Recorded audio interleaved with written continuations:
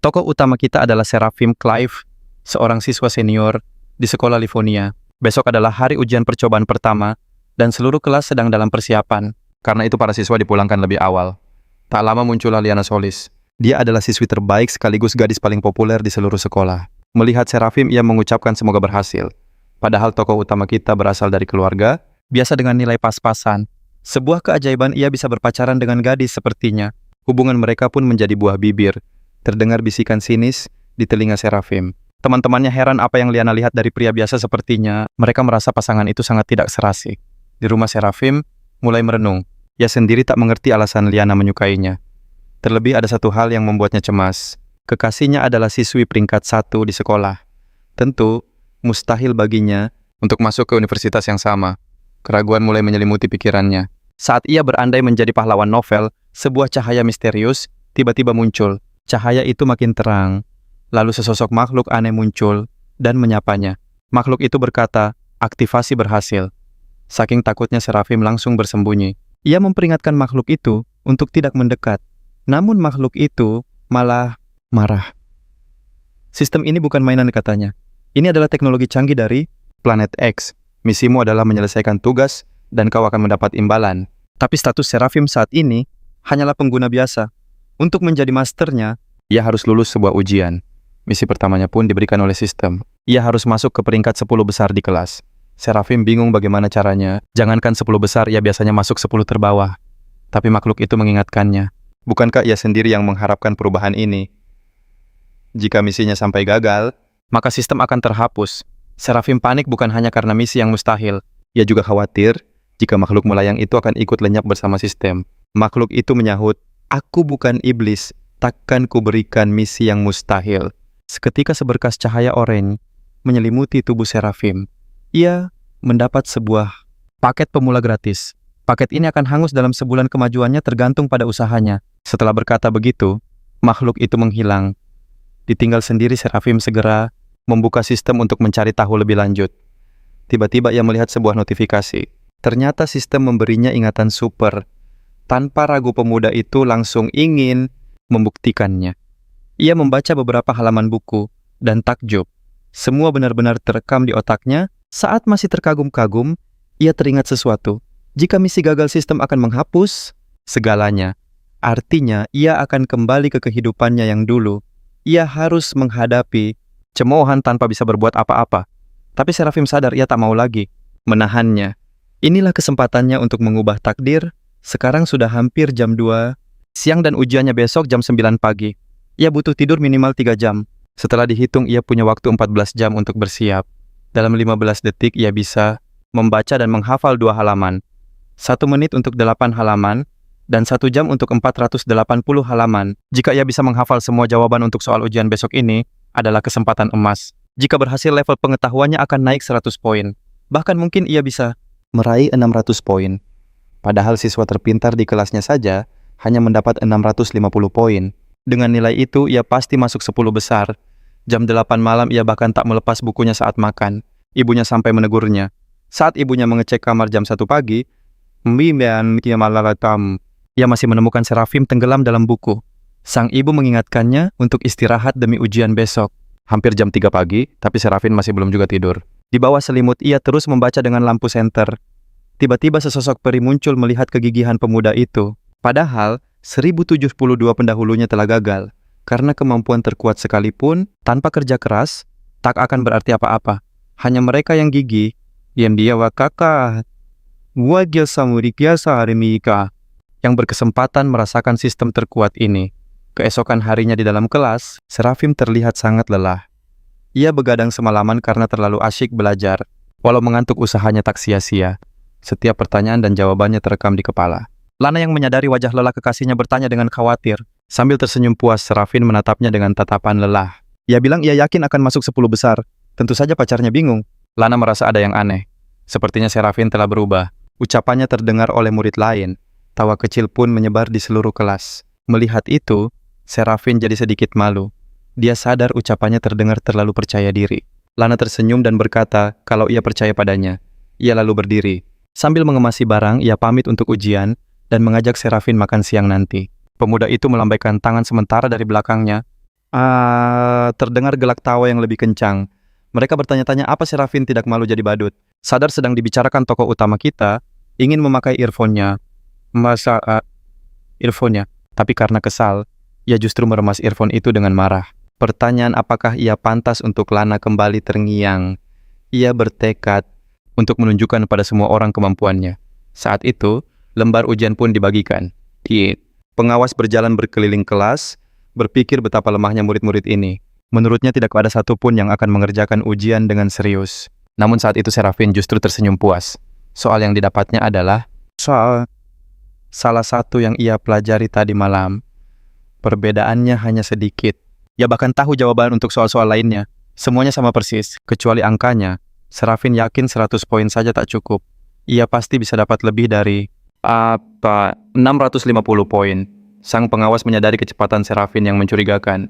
Ia mengintip dari belakang untuk memastikan Serafin tidak mencontek dan akhirnya ia sangat terkejut. 4 hari kemudian, Serafin kembali diejek teman sebangkunya. Yan yang mengingatkannya lagi soal ucapan 10 besar itu. Dia menganggap pemuda itu pembual terhebat di kelas dan menunggu lelucon berikutnya. Serafin membantah mengatakan, mereka semua hanya iri padanya. Iri karena ia berpacaran dengan Lana. Tiba-tiba guru masuk ke kelas. Sambil membawa setumpuk kertas, ia membantingnya ke atas meja. Terlihat jelas guru itu sangat tidak senang. Dengan nada kesal, ia menyebut ini hanya ujian percobaan. Ujian untuk menguji kesiapan mereka. Tapi ia tidak bisa menahan diri lagi. Ia berteriak tak menyangka murid-muridnya bisa mendapat nilai seburuk ini. Bagaimana kalian mau masuk universitas kalau begini caranya? Tanyanya. Ia memanggil murid satu persatu untuk mengumumkan hasil mereka. David murid terpintar mendapat 653 poin peringkat 2 di kelas dan 72 di sekolah. David maju dengan bingung sementara yang lain mulai berbisik. Mereka menebak-nebak siapa yang jadi nomor 1. Suasana kelas menjadi tegang. Hanya tersisa satu orang yang hasilnya belum diumumkan. Akhirnya guru memanggil Serafin, 702 poin. Peringkat pertama di kelas dan kedua di sekolah. Pemuda itu pun melangkah maju. Wajahnya puas, sementara seisi kelas dan guru hanya bisa bingung melihatnya. Di ruang guru hasil ujian menjadi perbincangan panas. Mereka tak percaya murid selemah itu bisa ada di peringkat atas. Seseorang langsung menuduhnya curang. Mustahil seorang murid bisa jadi sepintar itu dalam sekejap. Guru itu berpikir bahkan jika murid itu bisa melihat buku referensi selama ujian, nyaris mustahil baginya mendapat nilai 700. Guru lain pun setuju. Tidak mungkin menemukan jawaban jika tidak tahu letak materinya. Itu artinya persiapan murid ini sungguh matang. Tiba-tiba wakil kepala sekolah menggebrak meja, dia membanting setumpuk kertas dan memerintahkan agar topik itu ditutup. Semua guru diminta menyiapkan ujian versi baru karena murid itu akan diuji lagi. Keesokan harinya di kelas Serafin mengira semua orang sudah lupa. Hebatnya lagi dia masih ingat semua yang telah dipelajarinya. Ingatannya justru menjadi jauh lebih baik. Tiba-tiba seorang guru masuk ke kelas. Sang guru meminta Serafin untuk ikut dengannya ke ruang guru. Belum sempat dia melangkah keluar teman-teman sekelasnya langsung berbisik. Mereka yakin Serafin dipanggil karena ketahuan berbuat curang. Memasuki ruang guru dia segera mengetuk dan menyapa semua guru dengan sopan. Wakil kepala sekolah langsung bicara tanpa basa-basi. Beberapa guru meragukan bahwa dia mengerjakan ujian itu dengan jujur. Karena itu, dia secara khusus mengatur agar Serafin mengulang ujiannya. Dengan sedikit jengkel pemuda itu bertanya apakah hanya dia yang harus mengulang ujian. Guru lain menarik kursi, menyuruhnya menganggap ini sebagai kesempatan. Kesempatan untuk meningkatkan pengetahuannya. Serafin duduk dengan ragu. Dia bertanya-tanya apakah guru yang baik ini juga menganggapnya curang. Tapi entah kenapa dia tidak khawatir. Dia sudah menguasai semua materinya. Namun saat melihat lembar soal Serafin, tiba-tiba panik. Ternyata para guru sudah menyiapkan soal yang benar-benar baru. Jika dia gagal sekarang, dia pasti akan dituduh sebagai pembohong. Tiba-tiba dari ketiadaan sesosok peri muncul dan menyapanya. Peri itu memberinya selamat karena telah menyelesaikan tugas pertama. Mungkin anak itu takut dengan daftar pertanyaannya. Tapi tiba-tiba pemuda itu menggebrak meja. Semua baik-baik saja dan aku siap menerima hadiahku, serunya. Sang guru semakin yakin kalau dia hanyalah murid bandel. 1,5 jam kemudian, dia menyerahkan kertas ujian kimia. Sesaat kemudian giliran ujian matematika yang dia serahkan, para guru langsung berkumpul. Mereka penasaran apakah murid itu berhasil menyelesaikan tugasnya. Guru itu berkata, dia tidak yakin dengan kimia karena bukan dia yang membuat soal. Tapi matematikanya ditulis tanpa kesalahan. Jawabannya jelas, solusinya benar. Dia menegaskan bahwa ini adalah hasil kerja yang luar biasa. Salah satu guru menjadi semakin marah. Harusnya soalnya dibuat lebih sulit lagi. Guru yang lain menenangkannya. Jangan khawatir, katanya sambil membetulkan kacamata. Murid itu masih harus mengerjakan fisika, dengan soal yang bahkan tak bisa dijawab oleh murid terpintar sekalipun. Serafin mulai jengkel, mendengar persekongkolan mereka. Akhirnya dia berbalik sambil tersenyum dan berkata, "Aku sudah selesai. Tugas terakhir hanya butuh 30 menit. Guru itu mengambil kertasnya dengan angkuh, tapi setelah melihatnya dia terkejut. Dia tak percaya pada penglihatannya. Kurang dari 30 menit untuk tugas sesulit itu. Para guru baru menyadari, mereka terlalu fokus memeriksa sampai tidak melihat betapa mudahnya Serafin menyelesaikan semuanya. Setengah jam, apa dia lebih cepat dari gurunya? Sepertinya ini bukan keberuntungan. Mungkin dulu dia sengaja dapat nilai jelek. Guru yang geram itu menghampirinya ingin tahu apakah dia mengerjakan soal terakhir sendirian. Serafin tertawa pura-pura tidak mengerti. Ia diawasi sepanjang waktu. Bagaimana mungkin ia bisa bertanya pada orang lain? Guru itu tertawa canggung berkilah kalau dia hanya terlalu senang melihat nilai Serafin. Dia menambahkan sayang sekali kalau murid sepintar itu tidak ikut kompetisi. Fisika. Serafin bertanya apakah kompetisi itu memberinya poin tambahan. Gurunya mengiyakan. Serafin sadar dengan begitu ia bisa menjadi siswa terbaik kedua dan masuk universitas manapun. Guru itu pun setuju. Namun tiba-tiba binar di mata Serafin meredup. Anehnya ia bilang itu tidak penting dan menolak ikut. Merasa tak ada urusan lagi, ia pun meminta izin pergi. Sambil berjalan di koridor, Serafin tersenyum puas. Misi pertama dari sistem telah selesai dan hadiahnya pun diterima. Tapi ia ragu, apakah semua akan semudah ini? 3 jam lalu setelah menerima hadiahnya, kemampuan otaknya terasa meningkat pesat. Lamunannya buyar oleh suara Liana yang berjalan di koridor. Tanpa pikir panjang, Serafin menghampirinya. Ternyata Liana tahu ia dipanggil ke ruang guru. Dia khawatir dan ingin tahu keadaannya. Serafin langsung mengaku bahwa ia harus ujian ulang. Semua orang ragu dengan kemampuannya. Lalu ia bertanya apakah Liana percaya padanya. Gadis itu mendekat, menangkup wajahnya dengan lembut. Menatap matanya, Liana berkata dengan tulus, ia percaya padanya. Meskipun kemajuannya luar biasa, ia tahu Serafin tidak bohong. Hati Serafin menghangat. Liana tersipu lalu menambahkan, jika terus begini, mereka bisa masuk ke universitas yang sama. Serafin pun bersiap untuk memeluknya, tapi seorang guru keluar dari ruangannya sambil bergumam. Ia curiga Serafin menyembunyikan sesuatu. Kalau memang pintar, kenapa takut ikut kompetisi? Saat mengangkat kepala, ia melihat mereka berdua begitu dekat. Guru itu langsung menegurnya atas sikap yang tidak pantas di sekolah. Serafin bingung, ia tak melakukan apa-apa. Apa-apa.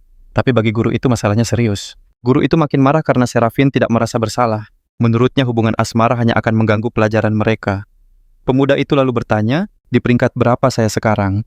Sambil menahan kesal guru, itu menjawab, peringkat kedua. Pertanyaan beralih ke Liana, dan guru itu terpaksa mengakui gadis itu ada di peringkat pertama. Serafin mengangkat tangannya tak mengerti. Bagaimana hubungan mereka bisa dianggap berdampak buruk? Liana pun tertawa kecil. Guru itu jelas tidak suka dan meminta Serafin berhenti bicara omong kosong. Ia mengingatkan bahwa peringkatnya belum resmi. Serafin membantah karena wakil kepala sekolah sudah menyetujui hasilnya. Guru itu jadi curiga ada persekongkolan. Ia meminta Serafin berhenti berdebat. Baginya ada yang aneh. Penolakan Serafin ikut kompetisi fisika adalah bukti bahwa ia pasti berbuat curang. Liana tak tahan lagi. Ia membela kekasihnya meminta guru Leon berhenti menghina muridnya.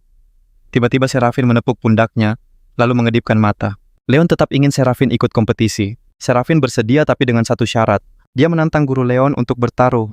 Jika menang Leon, harus mentraktir ayam sekelas. Guru itu kaget membayangkan biayanya. Serafin menyindirnya soal tuduhan curang dulu. Akhirnya sang guru menerima tantangan itu. Beberapa hari kemudian kompetisi fisika pun berakhir.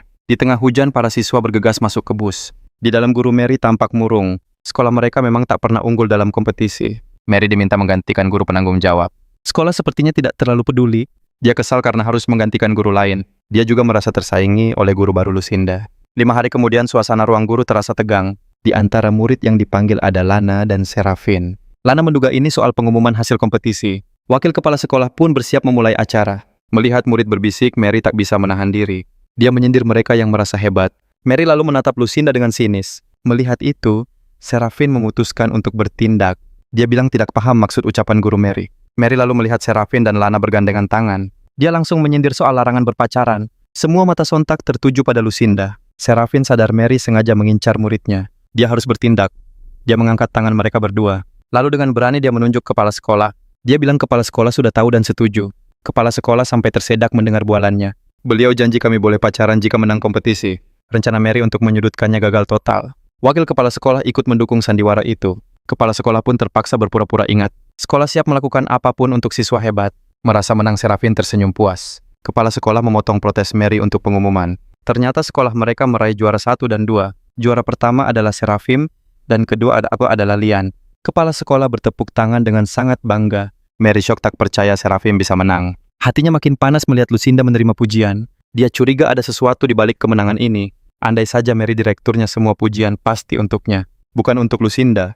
Rasa iri mulai menggerogotinya saat semua pergi. Profesor Leon menghentikan Seraphim. Sang profesor tersenyum menagih janji taruhan ayam mereka. Seraphim terkejut, ia tak menyangka gurunya seserius itu. Baginya janji adalah janji dan harus ditepati. Seraphim sadar para guru sebenarnya tidak bermaksud jahat.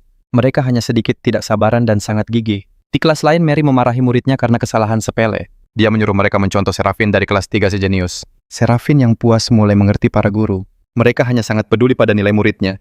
Sementara itu, Mary masih marah. Dia ingin muridnya meniru sang juara ujian itu. Seraphim juga memenangkan kompetisi lain. Leon pun menepati janjinya. Seluruh kelas pergi makan bersama. Tapi omelan Mary belum selesai. Katanya tak ada murid yang sekerja keras Seraphim. Murid-murid sadar guru mereka sudah menyebut nama Seraphim 10 kali. Tiba-tiba seseorang bertanya siapa Seraphim. Lalu Perry Clive muncul lagi. Sang Perry memberitahu misinya telah berhasil dengan baik. Sebagai hadiah, ia diberi kemampuan pemahaman super cepat. Kini semua tugas jadi sangat mudah baginya. Seraphim sangat gembira. Saat keluar kelas, Yan menghentikannya dan menanyakan tujuannya. Seraphim menjawab, akan pulang, lalu bertanya, kenapa temannya belum pulang? Yan mengingatkannya hari ini ada tanding basket melawan kelas 1. Seraphim adalah pemain andalan. Tanpanya mereka pasti akan kalah. Seraphim mencoba berkelit beralasan sudah lama tak latihan. Tapi melihat Yan kecewa, ia pun luluh dan memeluknya. Ayo kita ke lapangan dan hancurkan mereka. Serunya bersemangat. Di lapangan tim mereka sudah menunggu. Begitu juga lawan mereka. Salah satunya Frank mengejek kelas Seraphim sebagai pecundang. Seraphim menyuruhnya jangan banyak bicara mereka di sana untuk bermain. Lawannya setuju. Siapa yang dapat 50 poin lebih dulu dialah pemenangnya. Permainan dimulai. Frank menggiring bola melewati semua lawan. Dengan cepat ia melempar bola ke keranjang. Skor kini 2-0.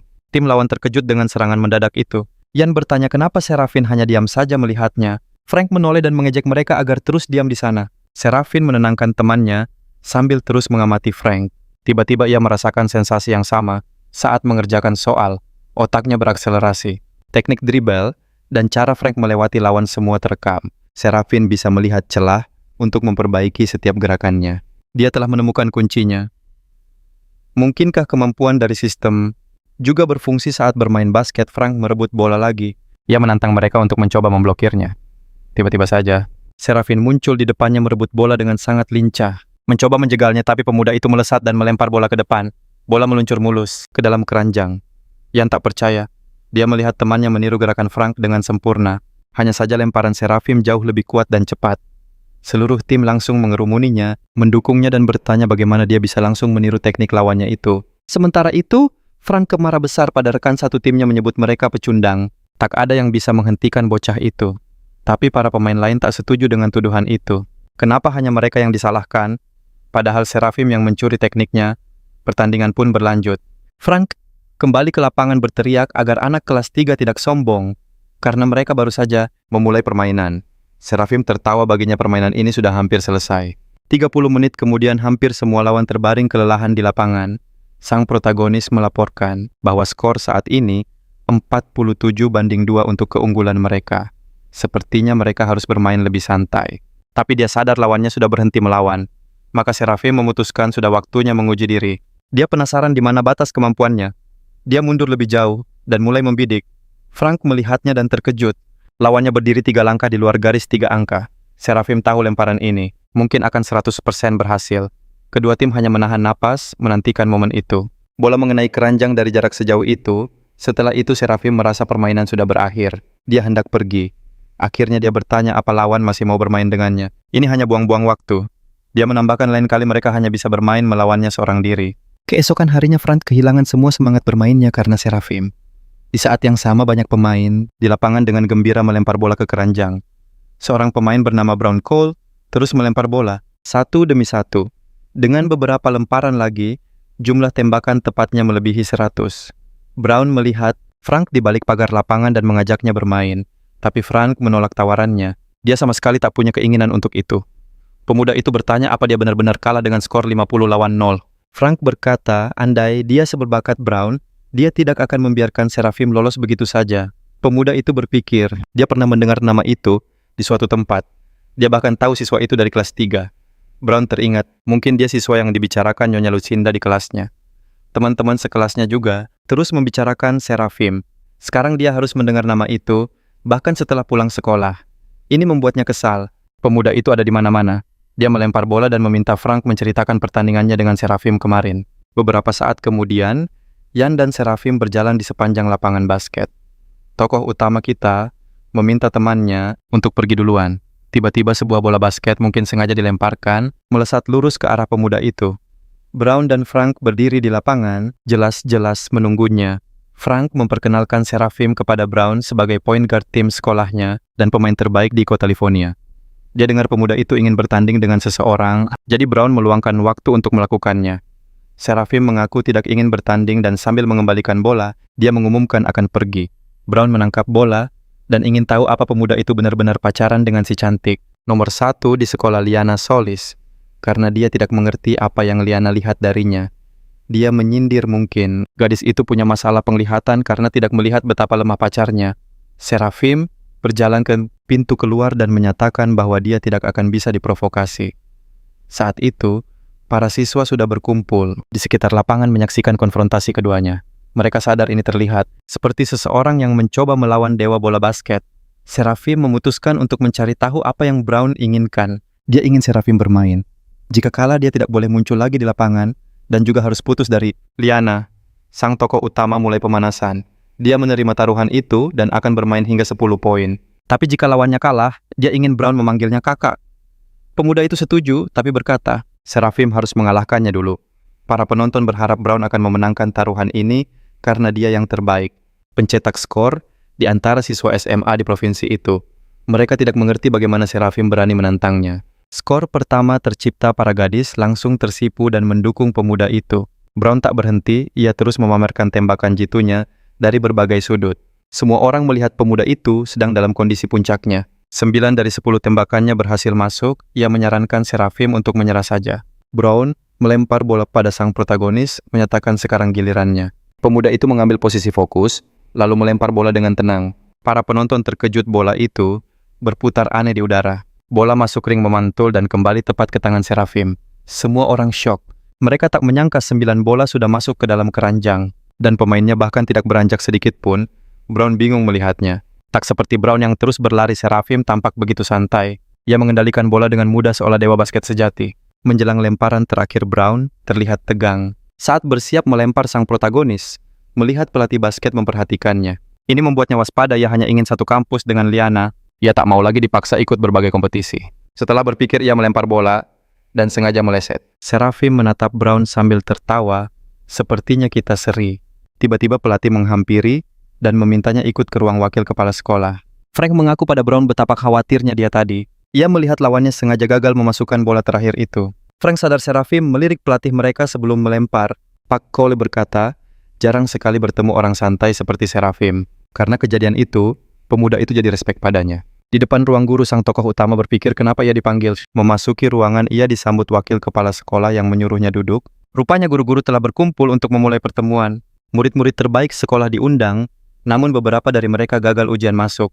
Maka diputuskan wakil kepala sekolah akan memimpin kelompok belajar. Kelas tambahan intensif akan diadakan setelah jam sekolah. Seraphim tidak senang mendengarnya itu, berarti ia harus ikut. Namun perhatiannya teralihkan oleh Liana, yang menyapanya dengan manis. Melihat Liana, Seraphim merasa kelas ini tidak akan terlalu membosankan. Banyak siswa justru menyambut berita ini dengan gembira. Wakil kepala sekolah melanjutkan pembicaraan, menunjuk lembar tugas di depan mereka.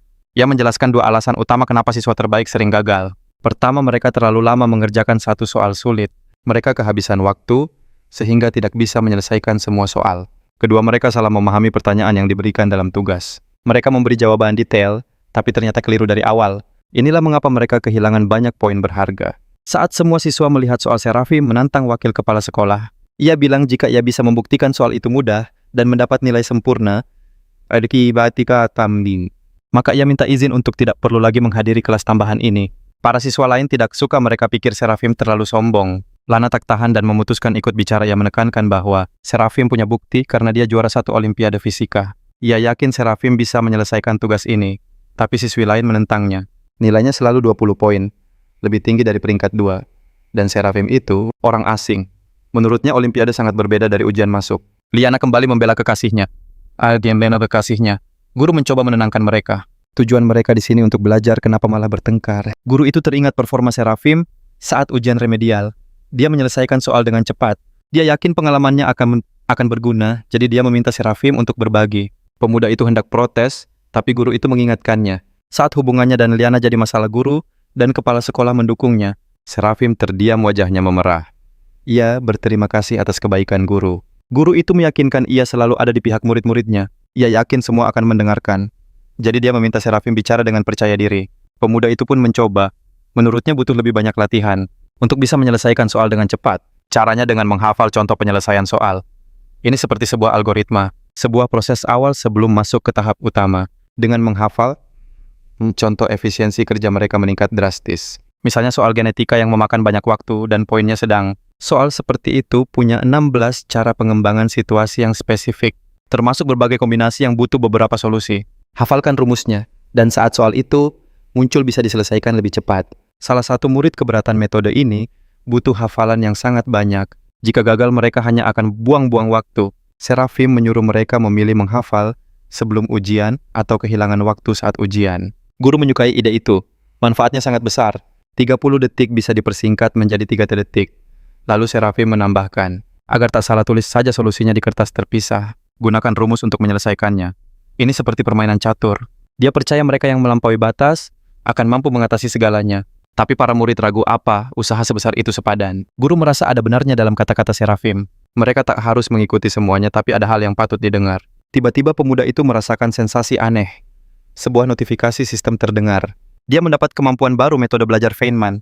Sebulan kemudian, dalam pertemuan murid terbaik guru, memberi selamat pada Serafim, dia berhasil meraih peringkat pertama di ujian uji coba. Dia menyelesaikan tes 10 menit lebih awal berkat sang guru. Karena itu ia jadi lebih percaya diri untuk ujian masuk.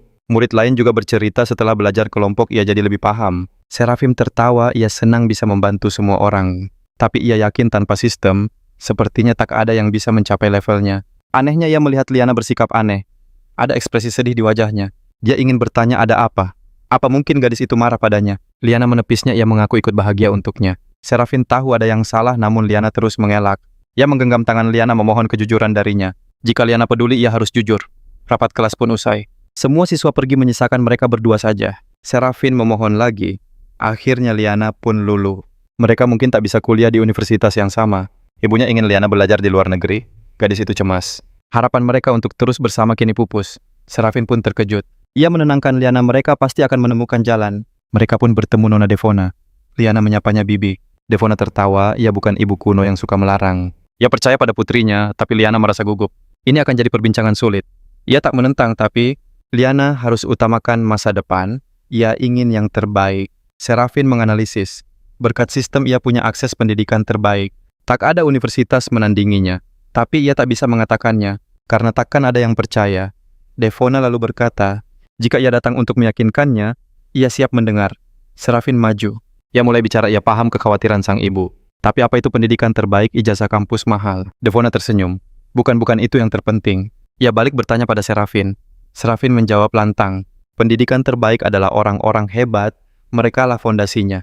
Di negeri ini pun ada pendidikan terbaik. Devona terkesan. Ia kagum argumennya bagus. Tapi masih ada yang kurang. Serafim sadar. Koneksi, ia mengaktifkan kemampuannya. Ia menerima kartu petunjuk. Devona membenarkan dugaannya. Kekuatan ada pada relasi. Devona setuju. Relasi dari universitas akan mempermudah hidup mereka nanti.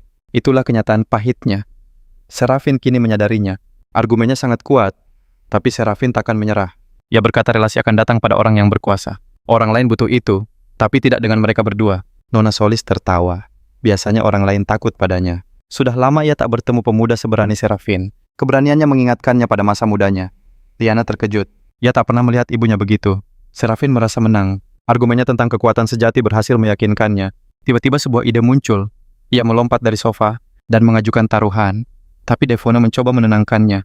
Ia mengingatkan soal sekolah. Jangan sampai studinya terganggu. Serafim janji takkan terganggu. Ia akan bertaruh dengan nilainya. Jika nilainya sempurna, biarkan Liana tinggal. Jika gagal, ia akan menuruti semuanya. Devona tak percaya mana mungkin. Dapat nilai 750. Ide gila Serafim tahu ini tantangan berat. Tidak ada yang pernah dapat nilai sempurna di ujian masuk. Tapi, Jika dia gagal, bagaimana dia bisa merasa pantas untuk Liana? Bagaimana dia berani memintanya tetap di sisinya? Devona mengakui Seraphim mengejutkannya. Tapi dia tak menyangka pemuda itu punya kepercayaan diri setinggi langit. Akhirnya, ia setuju untuk bertaruh. Jika Seraphim kalah, Devona akan meragukan kelayakannya untuk putrinya. Liana mencoba menolak, tapi ibunya sudah terlanjur marah. Dia takkan mempercayakan putrinya pada pemuda sombong. Nona Devona lalu bangkit beralasan lelah dan meminta Liana mengantar Seraphim ke pintu. Liana sangat khawatir, tapi pemuda itu meyakinkannya kalau dia bisa meluluhkan hati ibunya. Saat berjalan pulang, Seraphim sadar dia telah melakukan kesalahan besar. Dia menyalahkan sistem yang memberinya ide itu. Tiba-tiba sebuah misi wajib muncul. Bertaruh dengan ibu, Liana raih skor tertinggi dalam ujian masuk. Jika misi ini gagal, Seraphim akan jadi bahan olokan di sekolah karena hubungannya dengan Liana, dan mendapat hukuman aneh sesel otaknya akan diubah hingga ia kehilangan minat pada lawan jenis. Saat les malam, Liana bertanya apa Seraphim tidak terlalu percaya diri. Dia memang baru saja jadi juara 1 di ujian simulasi. Tapi sikapnya seolah-olah dia tidak perlu belajar lagi. Seraphim hanya menyuruhnya untuk melihat nanti. Seraphim membaca Quran untuk menambah wawasannya. Temannya mengejeknya berhenti pamer, karena membaca berita takkan membantunya. Tapi Seraphim membantah untuk nilai sempurna, dia harus dapat nilai 90 di semua mata pelajaran, termasuk menulis esai. Malamnya di kamar sesosok peri, tiba-tiba muncul di hadapan pemuda itu. Dia langsung protes, kenapa peri itu baru muncul sekarang? Makhluk kecil itu jelas tidak suka. Dia tak mau, sistem dibilang bodoh, melihat amarah sang peri. Seraphim memutuskan untuk setuju saja, tapi dia penasaran tugas apa yang diberikan sistem. Sang peri tidak tahu karena tidak ada informasi tambahan. Tapi dia meyakinkan, sistem tidak akan memberinya tugas yang mustahil. Seraphim hampir tak percaya. Benarkah dia bisa meraih nilai tertinggi sang peri, lalu mengingatkannya akan kemenangan basketnya? Dia datang untuk memberikan hadiah. Tentu saja kabar ini membuat Seraphim sangat gembira. Kalau dia dapat kemampuan baru, pantas saja sistem memberinya misi yang begitu aneh. Akhirnya sistem memberinya sebuah skill master kaligrafi. Tapi ini bukan yang dia harapkan. Bagaimana mungkin kemampuan ini bisa membantunya lulus ujian dengan nilai terbaik? Di kelas dia yakin bisa dapat nilai sempurna. Kuncinya ada pada esai yang bagus. Dengan kemampuannya, dia harus menulis esai hebat yang bisa menyentuh hati para penguji dan membuat mereka merasakan apa yang ingin ia sampaikan. Akhirnya kelas pun selesai. Yan mengajak Seraphim bermain bola, tapi Tuan Clive menolak. Hari ini dia akan mengenalkan Liana pada ibunya. Berdiri di depan pintu, Liana mengaku kalau dia sedikit gugup. Seraphim menenangkannya berkata kalau ibunya orang yang luar biasa. Dia mengingatkan Liana bahwa dia sama sekali tidak takut saat bertemu ibunya. Percakapan mereka terputus oleh ibu sang pahlawan. Seraphim langsung mengenalkan kekasihnya Liana, gadis yang sering ia ceritakan. Sang ibu terpana oleh kecantikan gadis itu. Matanya sedikit membelalak saat melihat mereka bergandengan tangan. Dia langsung memeluk Liana berkata, betapa senangnya dia bisa bertemu dengannya. Dia juga bilang kalau putranya sangat beruntung punya teman sekelas yang begitu hebat. Seraphim sedikit terkejut. Dia lupa kapan terakhir kali melihat ibunya begitu gembira. Sisa malam itu berjalan dengan sangat baik, diisi obrolan hangat saat makan malam. Saat mengantar mereka, sang ibu berkata kalau dia akan menunggu kunjungan Liana lagi. Lana sangat menikmati malam itu, ia merasa begitu nyaman. Ibu Seraphim jauh lebih hangat dari ibunya sendiri. Tentu saja Seraphim senang kekasihnya disukai. Ia mengundang Lana untuk lebih sering mampir, berjanji akan memberikan yang terbaik. Lana tertawa. Terbaik dalam hal apa? Dengan percaya diri, Seraphim menjawab, nilai sempurna di ujian masuk. Beberapa bulan pun berlalu. Seorang VJ mengumumkan hari terakhir ujian masuk universitas yang menegangkan. Para orang tua terlihat berkumpul dengan cemas di halaman sekolah. Momen ujian masuk memang sangat menentukan. Bagi tiap keluarga ini adalah pertaruhan besar. Sementara itu, Ivy sang VJ dibuat salah tingkah oleh komentar di siarannya. Simbol hati membanjiri layar, bahkan ada yang mengajaknya menikah. Tiba-tiba Seraphim dan Liana muncul. Kehadiran mereka langsung menarik perhatian Ivy yang menduga mereka sudah selesai ujian. Ivy pun menghampiri mereka, penasaran bagaimana mereka bisa menyelesaikan ujiannya. Bam, begitu cepat padahal masih tersisa 1 jam lagi. Seraphim dengan santai mengaku mereka baru saja menyerahkan jawaban. Ivy terkejut bukan main, ia sempat mengira mereka dikeluarkan karena suatu pelanggaran. Ivy mengakui jarang sekali ada siswa yang menyerahkan lembar jawaban mereka secepat itu. Ia pun penasaran, memangnya sesulit apa soal ujian tahun ini? Keduanya tertawa merasa soalnya tidak begitu sulit. Tiba-tiba Seraphim menambahkan, kalau ia mungkin akan meraih nilai sempurna. Ivy terperangah mengira itu hanya candaan. Ia mencoba memastikan nilai tertinggi di pelajaran bahasa asing. Tapi Seraphim mengoreksinya, bukan nilai tertinggi di semua mata pelajaran. Ivy hanya bisa berterima kasih atas wawancaranya. Sambil menjauh, Ivy menghela napas dan bergumam, anak yang aneh sekali. Tapi siaran itu telanjur viral. Gosip tentang si jenius yang percaya diri itu mulai menyebar. Bahkan koran sekolah Livonia ikut memberitakan siswa yang melontarkan kata-kata berani itu. Pernyataannya itu memicu gelombang kontroversi. Berita ini pun sampai ke telinga kepala sekolah. Serafim pun dipanggil menghadap. Sang kepala sekolah langsung menemuinya dengan raut serius. Ia menunjukkan berita tentang wawancara di sekolah Livonia yang menimbulkan kehebohan besar. Para netizen ramai menghujat siswa dari sekolah itu yang dianggap terlalu percaya diri. Serafim hanya berpikir media memang pandai membesar-besarkan masalah. Kepala sekolah berkata, jika ini menyangkut siswa lain, mungkin tak akan jadi masalah besar. Tapi karena ini Serafim, masalahnya jadi berbeda. Meski hasil ujian belum keluar, ia sudah terkenal. Kepala sekolah bertanya bagaimana ia akan memulihkan nama baik sekolah mereka. Serafim memintanya tenang. Mungkin pilihan katanya salah, tapi ia hanya mengatakan kebenaran. Ia menjamin sekolah mereka tidak akan dapat masalah, justru akan menjadi nomor 1 di peringkat. Sementara itu, saat penilaian ujian seorang penguji dibuat kagum oleh tulisan tangan seorang siswa. Ia lebih terkejut lagi karena lembar ujian itu sempurna. Tanpa satu kesalahan pun, ia sampai memanggil atasannya. Sang pengawas senior juga tak percaya dengan apa yang dilihatnya. Susunan kalimat esai ini, sungguh luar biasa. Belum pernah ia melihat siswa SMA menulis esai sebagus ini. Karya ini menunjukkan ambisi dan filosofi hidup si penulis. Sang pengawas pun menyatakan bahwa esai ini pantas mendapat pujian tertinggi. Asistennya hendak protes, tapi langsung dibungkam. Tidak ada diskusi, berikan nilai terbaik. Beberapa hari kemudian, di sebuah kantor, tempat Nyonya Solis bekerja tersebar rumor dari orang dalam. Katanya ada seorang siswa, yang berhasil meraih nilai maksimum di ujian masuk tahun ini. Seorang rekan kerja tak percaya. Ia menanyakan sumber informasinya, tapi dijawab dengan santai. Memangnya itu penting? Tunggu saja beberapa hari lagi, kebenarannya akan terungkap. Nona Devona yang mendengar itu, jadi bertanya-tanya mungkinkah itu Serafim. Sementara itu di kediaman keluarga Solis, Lana tampak sedikit canggung. Tapi Serafim berkata, cepat atau lambat ini akan terjadi. Ia pun mendekatkan wajahnya. Serafim meminta izin untuk memulai. Setelah Lana setuju, ia meraih ponselnya untuk melihat hasil ujian. Hasil ujian masuk akhirnya diumumkan. Ruangan pun hening saat Serafim menunggu. Website termuat. Liana menutup mata karena gugup. Tiba-tiba Nyonya Devona masuk. Ia membawa kabar pagi itu. Liana langsung berlari gembira menyambut ibunya. Wajah Devona sedikit memerah saat melihat Serafim. Pemuda itu juga segera berdiri menyapa Nyonya Solis dan meminta maaf jika mengganggu. Liana dengan riang berkata bahwa hasil ujian mereka sudah keluar. Devona bertanya apakah pemuda itu punya kabar. Serafim dengan bangga menunjukkan halaman website yang menyatakan ia meraih peringkat pertama. Ia mendapat nilai sempurna dalam ujian. Namun ia ragu karena Devona tidak terlihat begitu kaget. Ternyata Devona sudah menduga setelah mendengar obrolan rekan-rekannya. Dia sudah tahu siapa pemenangnya. Devona berkata, berita hari ini sudah melaporkan ada siswa yang meraih nilai rekor. Pemuda itu kesal karena media tidak memberinya ruang. Liana, sedikit cemas, bertanya pada ibunya soal rencana belajar di luar negeri. Devona tentu saja mengizinkan putrinya tetap di sini, sesuai janjinya. Nyonya Solis sangat terkesan, bukan karena nilai sempurna Serafim, tapi ada hal lain yang membuatnya kagum. Yang benar-benar ia sukai adalah keberanian tekad dan kemampuan Serafim membuktikan kata-katanya dengan tindakan nyata. Mendekati Serafim, ia menepuk bahunya. Mulai sekarang ia mempercayakan putrinya kepadanya. Pemuda itu sangat gembira. Ia meyakinkan bahwa Liana ada di tangan yang tepat. Saat mereka bersuka cita, Devona berpikir dalam beberapa tahun lagi pemuda itu tak akan memanggilnya tante. Liana tak bisa menahan diri dan memeluk Serafim berteriak betapa bahagianya dia. Namun kegembiraan mereka dipotong oleh Nyonya Solis yang berkata mereka harus berjanji sesuatu. Ia tidak mau punya cucu sampai Liana lulus kuliah. Seketika Lana dan Serafim memerah. Mereka tak percaya, tantenya mengatakan itu. Devona mengingatkan mereka masih terlalu muda, dan ia tak mau menjadi nenek sebelum mereka lulus. Liana segera memeluk ibunya lagi memintanya berhenti bicara soal jadi nenek. Serafim memutuskan turun tangan dan meminta Nyonya Solis tidak khawatir.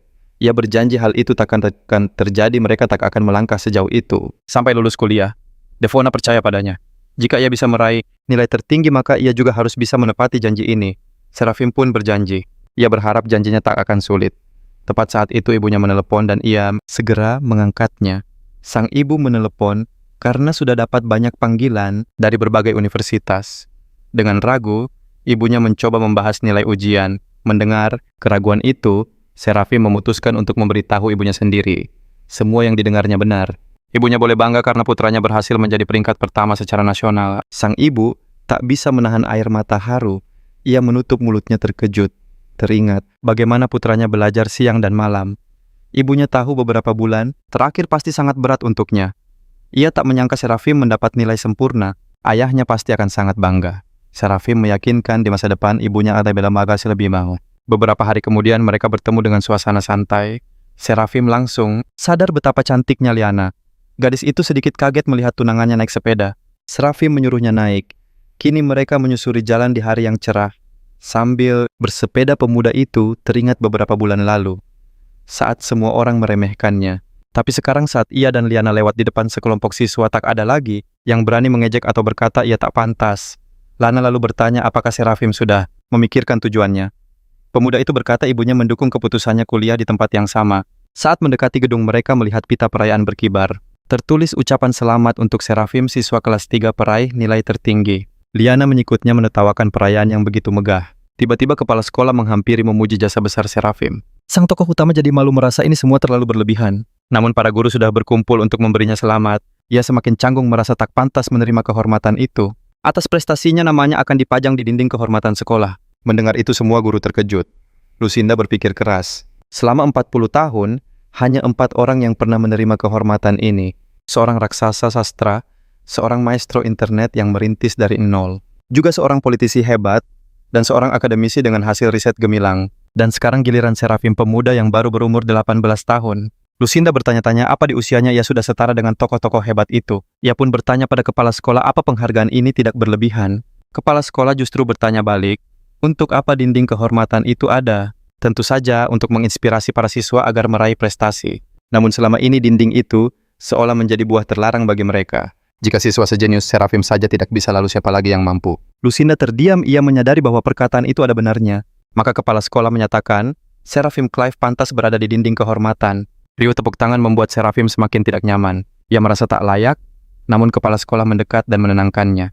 Ia berbisik bahwa berkat Serafim sekolah mereka menerima dana hibah, dan setiap nama yang terpajang di dinding itu akan menambah jumlah dana. Serafim terdiam tak bisa berkata-kata mendengar jumlahnya yang fantastis. Namun di saat yang sama semangatnya terbakar untuk menjadi panutan. Ia bertekad menjadi contoh bagi siswa lain.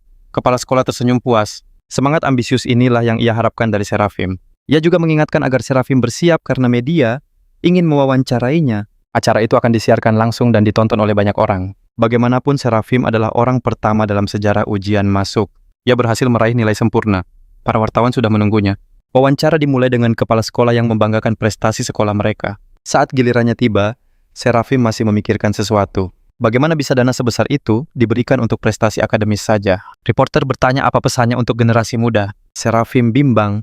Tak mungkin ia menceritakan tentang sistem miliknya. Lagi pula sistem itu hanyalah setengah dari perjuangannya. Ia berhasil berkat kerja keras dan keterampilan yang terus diasah. Sistem itu hanya memaksanya untuk berlatih melampaui batas kemampuannya. Akhirnya ia akan memberikan satu nasihat penting. Jangan pernah takut kehilangan muka. Serafim tahu dulu ia sering diejek. Ia takut mencoba karena khawatir akan gagal. Sebuah pemikiran yang salah. Rasa takut itu seringkali menghalangi kita bahkan untuk menyatakan perasaan. Di matamu kau takut mengambil langkah di saat genting dan menyesalinya. Kau takut gagal dalam ujian. Dia yakin kita harus membiasakan diri berkata, aku bisa. Dengan begitu, tujuan takkan terasa mustahil. Tentu saja keberhasilan ini juga berkat bantuan dan keberuntungan. Tapi ada satu hal lagi yang ingin ia bagikan sebagai penyemangat bagi anak muda. Rahasianya adalah jangan pernah takut terlihat jatuh di mata orang lain. Saat itu banyak siswa menonton siaran langsung ini. Tiba-tiba pemuda itu mendengar notifikasi aneh dari sistem. Sistem memberinya selamat atas cinta para penggemar. Dia dapat 10.000 poin. Dan sekarang undian keberuntungan berhasil dibuka. Di ruang tamunya sang tokoh utama mendengarkan penjelasan peri tentang kesempatan memenangkan undian. Peri itu bertanya apa dia mau memulainya. Serafim setuju dengan gembira. Makhluk itu mengumumkan bahwa si pemuda memenangkan skill ide cemerlang. Tokoh utama kita langsung penasaran dengan kegunaan skill ini. Sang peri menjelaskan suatu hari fisikawan menemukan struktur siklus. Benzen dan matematikawan membangun pentagon reguler. Sekarang para siswa memahami semua ini, tapi dulu itu adalah penemuan ilmiah sejati. Atau dengan kata lain, ide-ide cemerlang Serafim sangat antusias dan ingin mencoba skill barunya secepat mungkin. Sang peri meninggalkan pemuda itu sendirian dengan tugas 5 hipotesis matematika utama. Serafim mengumpulkan kekuatannya dan mulai mengaktifkan kemampuan ide cemerlang. Berjam-jam berlalu hingga malam hari, barulah perhitungannya sedikit selesai. Tiba-tiba seseorang mengetuk pintu depan, dan ibunya langsung masuk. ke kamar. Saat itu, sudah jam 5 sore, dan ibunya bingung siapa yang datang, karena mereka tidak menunggu tamu. Serafim ingin bangkit dan membuka pintu, tapi ibunya menyuruhnya lanjut, bekerja, biar ibunya yang membuka dan melihat siapa yang datang. Saat membuka pintu wanita itu, melihat seorang pria, jangkung kurus berkacamata, menanyakan apakah Serafim Clive tinggal di sana. Pria itu memperkenalkan diri, namanya adalah Raj Gable. Dia adalah ketua komite penerimaan Universitas Anna dan ingin tahu kampus mana yang Serafim pilih. Sang ibu terdiam bingung kenapa ketua komite penerimaan Universitas Anna datang sendiri. Dia dengan ramah mempersilakan Raj masuk. Sang ketua sepertinya sudah membaca pertanyaan di matanya dan bergegas menjawab bahwa dia datang secara pribadi karena putra ibu adalah kandidat istimewa. Tiba-tiba ada ketukan lagi di pintu. Seorang pria lain berdiri di ambang pintu menanyakan apakah Serafim Clive tinggal di sini. Dia datang atas nama komite penerimaan Universitas TCO. Tapi saat melihat Raj, tatapan pria itu langsung berubah dari ramah menjadi marah. Dia melancarkan serangan dan ingin tahu apakah Raj mencoba memikat Serafim ke kampusnya. Bisa dibilang dia menangkap basah rekannya. Raj ingin mengatakan sesuatu tapi musuhnya melempar kertas ke kakinya. Saat Raj melihat kertas itu, perwakilan dari Universitas TCO mendekati ibu si pemuda memperkenalkan kampus mereka sebagai yang terbaik di negeri ini. Mereka punya kampus dan kondisi hidup terbaik, dan para pengajarnya sungguh tak tertandingi. Ini akan menjadi keputusan terbaik jika sang ibu mempercayakan putranya pada mereka. Raj mendengar saingannya berjanji jika Serafim memilih universitas mereka. Beasiswanya adalah 300.000 yuan. Perwakilan itu sudah menyerahkan dokumen pada sang ibu mengatakan hanya butuh beberapa tanda tangan. Raj tidak bisa tinggal diam. Dia memegang bahu Serafim dan berkata, jika pilihannya jatuh pada Universitas Hana, dia akan memastikan pemuda itu menerima beasiswa pribadi jutaan yuan. Lawannya membeku kaget saat mendengar jumlah beasiswa yang ditawarkan saingannya. Raj terus menekan pemuda itu. Jika tidak puas dengan jumlah ini, dia bisa menawarkan harganya sendiri. Pokoknya jika dia masuk Universitas Anna, dia bisa meminta apa saja. Serafim akhirnya berhasil bicara bahwa sebenarnya dia dan pacarnya sudah memutuskan untuk mendaftar di universitas yang sama. Raj mulai berbicara tentang bagaimana pacarnya bisa memilih jurusan apapun dan studi S2 mereka akan gratis. Mereka bahkan bisa ditempatkan di asrama yang sama. Dan mereka juga bisa menegosiasikan beasiswanya. Saingan Raj benar-benar marah. Dia bertanya, rekannya bertanya apa? Mereka boleh melakukan ini, memberi beasiswa pada puluhan siswa terbaik, jelas mustahil. Tapi Raja sudah mantap. Firasatnya mengatakan, jika ia melewatkan anak ini, ia akan menyesal seumur hidup karena telah kehilangan seorang jenius. Di dalam pesawat, Serafim menceritakan pada Liana bagaimana wajah perwakilan universitas saingan menjadi pucat pasi saat mendengar penawaran dari Raja. 2 bulan lalu, perwakilan Universitas Tekot datang ke rumah Serafim untuk menanyakan tujuannya. Pemuda itu dengan canggung mengakui ia akan mengikuti kekasihnya yang sudah memilih Universitas Hana. Rich langsung mengejek saingannya yang panik dan siap menawarkan apa saja agar pemuda itu berubah pikiran. Tapi sia-sia perwakilan Universitas Tekot akhirnya harus mengemasi barangnya dan pergi sambil bergumam bahwa dia bukan kalah dari Raja, hanya sedang kurang beruntung saja. Ibu Serafim masih syok. Tak disangka putranya diundang ke salah satu universitas terbaik di negeri ini. Tapi bagi Serafim yang terpenting adalah ia dan Liana bisa masuk Universitas Hana bersama. Gadis itu mengaku tak percaya mereka berhasil mencapai tujuan mereka bersama. Liana berkata walau ia selalu percaya pada Serafim dulu, nilainya tidak begitu bagus. Kadang ia bahkan berpikir Serafim telah menjadi orang yang sama sekali berbeda. Makanan akhirnya disajikan di pesawat membuat pemuda itu sangat senang karena ia sangat lapar. Liana tertawa melihat tunangannya melahap roti dengan cepat. Serafim pun bertanya kenapa. Ia tertawa. Liana hanya tersenyum mengatakan kalau Serafim tidak berubah sedikit pun. Tiba-tiba terdengar tawa dari barisan sebelah. Liana menoleh untuk melihat siapa yang tertawa dan mendapati seorang gadis pirang cantik mengedipkan mata padanya. Liana bingung, merasa gadis itu seolah mengenal mereka. Serafim yang menyadari tatapan cemas Liana mencari tahu apa yang terjadi. Liana menyuruhnya melihat gadis di sebelah mereka yang begitu cantik sampai ia sendiri terpana. Terlebih lagi, Liana memperhatikan gadis itu sedang menatap Serafim sambil tersenyum. Serafim menganggapnya aneh dan berpikir mungkin gadis itu hanya menertawakan cara makannya. Akhirnya pesawat tiba di Kyoto. Ketua komite penerimaan Raj sudah menunggu untuk menyambut para mahasiswa. Saat Liana dan Serafim menyapa Raj, mereka sadar tidak sendirian.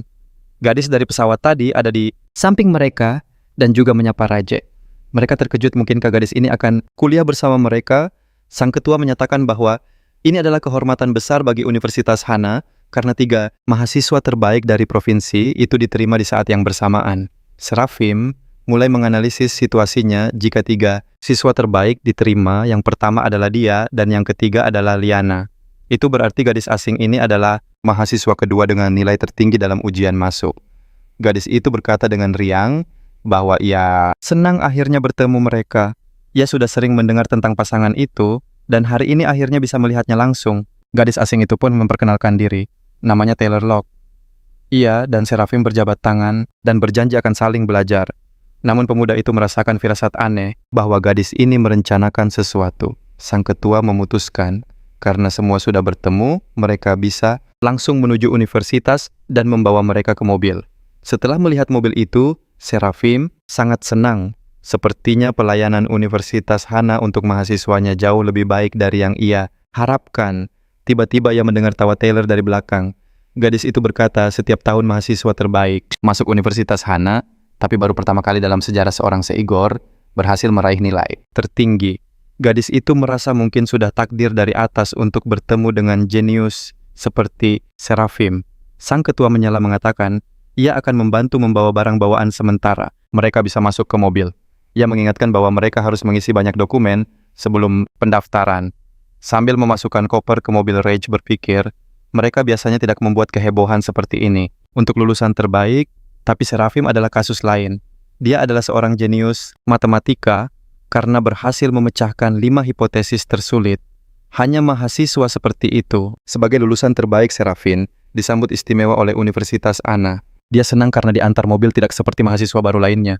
Liana iseng bertanya pada Taylor tentang nilai ujian masuknya yang ternyata 736. Liana terkejut dan menganggapnya saingan berat. Taylor tertawa. Tidak ada apa-apanya. Beda 10 poin saja, aku bukan tandingannya Serafim. Lanjutnya, Serafim hanya tersenyum. Perbedaan nilai antara Serafim dan Liana hanya 4 poin. Presiden penasaran jurusan pilihan si lulusan terbaik. Biasanya mahasiswa sudah menentukan pilihan, tapi Universitas Hana memberinya pengecualian. Serafim menjawab, aku sudah memikirkannya, aku akan masuk fakultas bahasa asing. Sang presiden sontak terkejut. Kenapa pemuda itu tidak mau mendaftar di jurusan matematika? Ia menenangkan diri dan berkata, tentu saja tidak masalah, tapi... Wim, ada baiknya kamu memanfaatkan bakat terbesarmu. Namun Serafim tidak peduli. Baginya jurusan apapun sama saja, karena ia memiliki sebuah sistem. Serafim menduga presiden ingin ia masuk jurusan matematika karena sudah melihat kemampuannya. Bukannya aku sombong, kata Serafim, tapi apakah dosen matematika di sini masih punya sesuatu untuk diajarkan padaku? Kata-kata itu membuat sang presiden berpikir keras. Memang benar Serafim bahkan bisa memecahkan soal tersulit yang tak bisa diselesaikan dosen manapun. Kami tetap bisa memberimu dasar yang kuat, bujuk presiden. Namun Serafim punya pendapat lain, program sarjana matematika hanya akan membuang-buang waktuku dan mahasiswa lain bisa tertekan. Sang pahlawan sudah mantap memilih bahasa Inggris, dan jika nanti aku butuh bantuan, aku harap para dosen matematika bisa membantuku. Presiden tertawa lepas. Tentu saja, semua jalan akan terbuka untukmu, Serafim. Akhirnya mereka pun tiba. Begitu turun dari mobil, terlihatlah kampus mahasiswa yang sangat mewah. Presiden berpamitan untuk mendaftarkan mereka, sementara Liana dan Taylor menuju asrama. Mereka berpisah dengan Serafim, berjanji untuk bertemu dan makan siang bersama nanti. Serafim tersenyum. Kehidupan kampus yang sudah lama ia nantikan akhirnya dimulai. Memasuki asrama nomor 403, pahlawan kita bertemu dengan teman sekamar baru mereka. Ia disambut oleh Daniel yang ramah dan Tyler yang jenaka. Teman terakhir yang menyapanya mengatakan bahwa Serafim datang di saat yang tepat. Tinggal satu tempat tidur yang tersisa. Serafim memperkenalkan diri dan menyalami mereka semua. Teman sekamar terakhirnya bernama Philip Prince. Rupanya mereka sedang menentukan siapa ketua kamar. Daniel langsung mengusulkan, bagaimana kalau yang paling tua yang jadi ketua? Tyler merasa itu terlalu mudah. Ia punya ide yang lebih seru. Ayo kita tentukan berdasarkan nilai ujian masuk. Suasana pun menjadi tegang. Tyler sangat yakin dengan nilainya, merasa tidak akan ada yang bisa mengalahkannya. Dengan percaya diri ia menjadi yang pertama menyebutkan nilainya, 707 poin. Daniel tertawa mengejek nilaiku 708. Felipe lalu menyela. Aku dapat 716 poin, katanya tenang. Semuanya terdiam mengira pemenangnya sudah jelas. Akhirnya semua mata tertuju pada Serafim, penghuni terakhir yang baru saja datang. Serafim menoleh dan berkata santai, aku dapat 750 poin pada ujian masuk. Ia menambahkan, tapi aku tidak peduli siapa yang jadi ketua. Tyler tidak percaya. Jangan bohong, berapa nilaimu sebenarnya, desak Tyler. Serafin menjawab dengan tenang. Aku tidak bohong. Cek saja di internet, hasilnya bisa dilihat semua orang. Daniel berbisik pada yang lain. Tidak mungkin nilai setinggi itu. Ketiganya langsung mengerumuni ponsel untuk membuktikan ucapan Serafin. Dan betapa terkejutnya mereka saat tahu pemuda itu mengatakan yang sebenarnya. Mereka sekamar dengan seorang jenius. Tyler tiba-tiba mengusulkan ketua dipilih berdasarkan usia. Tiba-tiba notif dari Lana masuk. Serafim melihatnya dari jendela dan berteriak, "Tunggu, aku turun." Teman sekamarnya penasaran ingin melihat tamu si jenius itu. Begitu melihat Lana, mereka langsung terpesona. Dia pasti primadona kampus. Tyler ingin tahu apa hubungan Serafim dan Lana. Sang tokoh utama pun dengan bangga mengaku Lana adalah pacarnya lalu mengajak mereka makan malam bersama. Philip yang masih tak percaya memutuskan untuk bertanya sekali lagi. Setelah mendapat kepastian, Philip langsung menobatkan Serafim sebagai ketua kamar mereka. Semua orang langsung setuju. Mereka bahkan menyatakan diri sebagai keluarga. Tidak boleh ada rahasia di antara kita, kata mereka. Tapi Serafim malah jadi bingung. Ternyata mereka hanya ingin tahu trik jitu Serafim dalam memikat hati para gadis. Dia mengajak mereka turun untuk makan malam bersama. Tapi di luar para cowok kaget melihat rombongan Liana. Ternyata ada banyak gadis cantik. Daniel pun langsung ingin memancarkan pesonanya, tapi perhatiannya teralihkan oleh Tyler yang super semangat.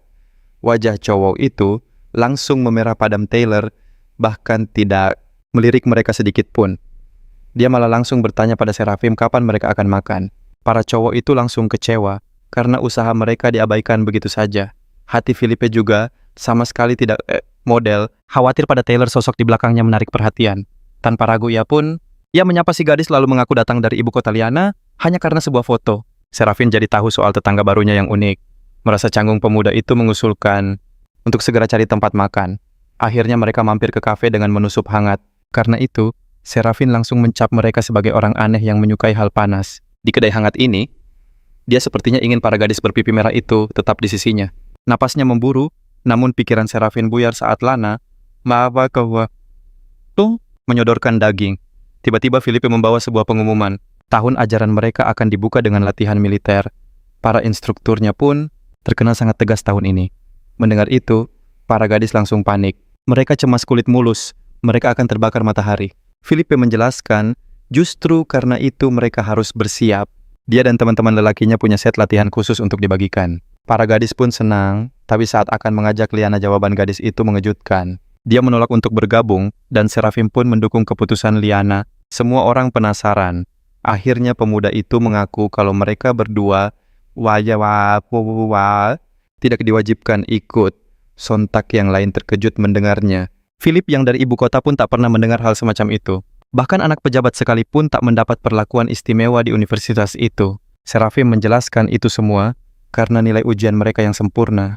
Mereka tak menyangka kalau nilai bisa sepenting itu. Salah satu gadis teringat berita tentang siswa dengan nilai ujian tertinggi. Namun ada yang menyela, mungkin hanya nilai satu mata pelajaran. Tapi teman Serafim memastikan dia meraih nilai tertinggi di semua pelajaran. Philippe seketika murung, menyadari sesuatu yang menyedihkan. Di samping tetangganya yang jenius, dia akan selalu terlihat seperti pemeran figuran. Malamnya para lelaki berkumpul. Daniel takjub dengan banyaknya gadis menawan di kelas mereka. Tyler pun meminta Serafim untuk mengenalkannya pada Liana. Daniel tiba-tiba mendorong temannya, lalu memohon bantuan Liana untuk berkenalan dengan gadis itu. Sadar temannya terlalu berharap, Serafim mencoba menyadarkan mereka. Philippe punya ide cemerlang, membuat grup obrolan rahasia. Sang protagonis bingung mengira sudah ada grup kelas. Philippe meyakinkan ini grup khusus bukan untuk kelas. Serafin tertawa, akhirnya mengerti rencana mereka. Grup rahasia pun dibuat, dan mereka mulai mengobrol seru, berbagi kesan tentang hari pertama sekolah yang menyenangkan. Serafin mencoba tidur sementara temannya masih asyik mengobrol. Walaupun setuju untuk istirahat, mereka memutuskan lanjut sebentar. Keesokan harinya suasana kelas pagi itu terasa berbeda. Semua tatapan para pria terkunci pada Lana. Tapi saat Serafin masuk, Lana justru menyapanya dengan ramah. Hal itu membuat para pria lain meradang karena cemburu. Tyler memperingatkan mereka, mengatakan bahwa gadis itu sudah ada yang punya. Mereka patah hati, tapi tiba-tiba Tyler masuk ke kelas. Suasana langsung berubah, perhatian semua pria tertuju padanya. Mereka berebut tempat, tapi Tyler malah duduk di samping Serafin. Lagi-lagi hal itu membuat Serafin jadi pusat perhatian. Serafin pun bertanya kenapa gadis itu duduk di sebelahnya. Tyler balik bertanya memangnya kenapa dia tidak boleh duduk di sini. Apa Tuan Clive bisa merasakan tatapan tajam yang tertuju padanya? Akhirnya Tyler mengaku sebenarnya dia hanya ingin meminta bantuan. Dia tidak mau ikut pelatihan militer dan meminta tolong pada Serafin. Jika Serafin bisa membantunya, dia akan pindah tempat duduk. Serafin bingung kenapa Tyler tidak bicara sendiri pada ketua. Gadis itu hanya tersenyum manis dan berkata dia mengandalkan Tuan Clive. Liana yang melihat itu menatapnya dengan pandangan membara. Belum sempat berkata apa-apa, Taylor sudah bangkit dan pindah. Para pria di kelas kembali bersemangat merasa punya kesempatan. Tyler hanya bisa tercengang tak percaya dengan apa yang dilihatnya. Tiba-tiba seorang guru masuk dan menyapa semua murid. Setengah populasi kelas langsung terpesona oleh guru baru itu. Dia memperkenalkan diri sebagai Fai Crispe, guru bahasa asing. Untuk awal dia ingin para murid saling mengenal lebih baik. Masing-masing diminta maju untuk memperkenalkan diri mereka. Salah satu siswa merasa sangat percaya diri dengan nilainya. Dia memilih fakultas ini karena ingin mencari teman kencan. Dengan bangga dia memperkenalkan diri sebagai Mike peringkat keempat. Dia menawarkan bantuan jika ada yang kesulitan dalam belajar. Dia juga bercerita tentang hobinya bermain basket dan musik. Ingin bergabung dengan klub musik katanya. Suasana kelas hening sejenak. Semua orang berpikir pemuda itu hanya datang untuk pamer. Mike tidak suka karena teman-temannya tidak mengaguminya. Tapi dia tidak peduli karena sudah menemukan targetnya. Ternyata sasarannya adalah Taylor. Kini, giliran gadis itu maju. Bertemu teman sekelas, gadis itu langsung duduk. Sang guru pun memutuskan untuk menambahkan bahwa Taylor punya nilai ujian yang mengesankan membuatnya jadi peringkat kedua. Teman-teman sekelasnya kagum, ternyata gadis itu tidak sombong, sama sekali tak seperti si peringkat keempat yang angkuh. Akhirnya giliran Lana. Ia hanya menyapa singkat lalu duduk di kursinya. Lagi-lagi sang guru yang menjelaskan kalau gadis ini meraih hasil luar biasa. Dia berhasil menempati posisi ketiga dalam ujian masuk. Para pria pun bersorak. Mereka suka gadis cantik yang rendah hati. Dan kini giliran Seraphim. Ia maju, menyebut hobinya adalah basket dan berkata, kalau ia senang bisa bertemu dengan semuanya. Sang guru pun tak mau ketinggalan. Ia mengumumkan kalau Seraphim adalah peringkat pertama ujian masuk tahun ini. Bahkan dialah orang pertama dalam sejarah yang meraih nilai sempurna. Sang guru lalu menunjuk Seraphim sebagai ketua kelas. Mike tak bisa menahan diri dan mulai panik, ia marah besar. Ia tak mengerti kenapa orang sejenius itu tidak masuk jurusan komputer atau keuangan. Di saat yang sama Dekan Rage juga sedang berdiskusi dengan koleganya. Mereka membahas mahasiswa yang bisa memecahkan soal matematika rumit namun memilih jurusan bahasa. Sepulang sekolah, Lana dan Seraphim berjalan-jalan. Lana memberinya selamat atas jabatan barunya. Tapi Seraphim merasa ragu karena tak punya pengalaman. Lana pun tertawa menyemangatinya. Seraphim berjanji akan mencoba yang terbaik. Sebenarnya ia ingin tahu pendapat Lana soal Taylor. Lana mengaku awalnya Taylor tampak baik, tapi kemudian sikapnya berubah menjadi sangat aneh. Seraphim sadar temannya tidak suka pada Taylor dan menyarankan untuk tidak membantunya. Tapi Nona Solis merasa mereka harus saling menolong karena berasal dari provinsi yang sama. Seraphim setuju dan akan menemui dekan. Lana langsung memeluknya memuji kebaikannya. Saat itu Seraphim mendengar obrolan para dosen. Sebuah percakapan yang menarik. Salah satu dosen membahas soal konjektur Wood, salah satu dari 5 soal matematika tersulit di dunia. Dekan Raje menyela, ia paham dosen itu sangat serius dengan bidangnya. Tapi sikapnya kini justru meragukan profesionalismenya. Sang dosen tidak habis pikir, kenapa pemuda berbakat itu tidak memilih jurusan matematika. Mungkin ia sengaja menyembunyikan kemampuannya. Sang dekan berkata, ia tak bisa memaksa mahasiswa. Dosen itu pun kehilangan kesabaran dan berteriak, menuduh Dekan Rage bersekongkol dengan si jenius dan mempertaruhkan gengsi universitas mereka. Dekan Rage meminta Tuan Carlos menjaga bicaranya di depan Tuan Shelby. Menurutnya mahasiswa seperti Seraphim justru akan menaikkan nama baik universitas. Sang dekan lalu melihat Seraphim dari kejauhan. Pemuda itu menyapa dengan canggung dan berkata, ia mencari dekan untuk membahas latihan tempur. Tapi dosen yang marah itu membentaknya agar jangan buang-buang waktu. Seraphim mengaku ia ingin meminta izin untuk satu orang lagi. Tuan Carlos tidak bisa menahan diri dan kembali berteriak memarahinya karena berani meminta hal semacam itu. Sang dekan mencoba menengahi dan memintanya datang lagi nanti. Saat itulah Carlos sadar, inilah mahasiswa jenius yang sedang ia perdebatkan. Ia menarik pemuda itu dari dekan dengan nada mengancam. Ia berkata hari ini ia akan mencari tahu sehebat apa si jenius matematika itu. Sang dekan cemas karena Profesor Carlos terkenal sangat keras kepala. Seraphim pasti akan dibuat kesulitan. Dekan Rage menoleh pada Tuan Shelby, meminta mereka memastikan semua berjalan lancar. Jika pemuda itu sehebat rumornya ujian ini bukan apa-apa. Apalagi nilai ujian Seraphim sudah membuktikan segalanya. Rajje mulai cemas berharap pemuda itu tak memancing amarah Carlos. Sementara itu, sang profesor telah membawa muridnya ke dalam ruangannya. Ia menyuruh Seraphim duduk lalu memintanya menjelaskan hipotesis Wood. Seraphim hanya bisa heran apa mau orang tua ini. Bisakah dia lebih sopan? Akhirnya selembar kertas diberikan padanya untuk dijawab. Saat itu Seraphim mengamati ruangan dan menduga Carlos adalah ilmuwan hebat. Seseorang yang mengabdikan hidupnya untuk negara. Apapun itu, Seraphim memutuskan untuk menunjukkan seluruh kemampuannya. Beberapa saat kemudian, profesor memeriksa jawaban itu dan matanya terbelalak. Dekan dan Pak Shelby yang penasaran akhirnya mengetuk pintu ruangan Carlos. Betapa terkejutnya mereka profesor yang dingin itu kini tersenyum hangat. Ia bahkan menawarkan Serafin untuk menjadi murid bimbingannya. Ternyata Carlos tak sedingin kelihatannya. Ia pun berbagi kabar baik pada Jack Stills. Ia bercerita tentang murid barunya yang sangat menjanjikan di usia muda. Dia bahkan sudah memecahkan 5 masalah tersulit di dunia. Carlos merasa sangat beruntung. Menurutnya murid sehebat itu butuh bimbingan khusus. Jack muak mendengarnya. Hampir setengah jam profesor itu hanya memuji Serafin, padahal Jack juga muridnya.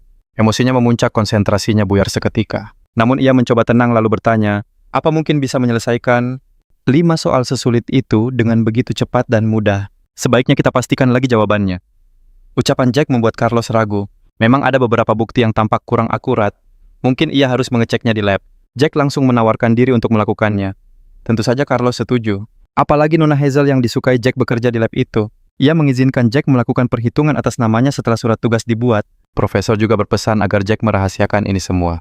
Jika ada kesalahan, reputasi Serafin bisa hancur dan menjadi bahan kritikan. Jadi masalah ini harus ditangani diam-diam. Amarah Jack tak tertahankan lagi. Kenapa profesor terus saja membela Serafin? Anak itu tak pantas dihormati. Jack tak akan membiarkan siapapun menghalangi jalannya. Sesampainya di lab, Jack menyapa Nona Hazel. Semua orang tahu Hazel Grace adalah gadis paling berbakat. Di usianya yang baru 20-an, ia sudah menjadi mahasiswi yang hebat. Namanya bahkan sudah terkenal di kancah internasional. Jack memperkenalkan diri pada Hazel mengatakan, ia datang atas nama Profesor Carlos. Setelah melihat berkasnya, Hazel terkejut.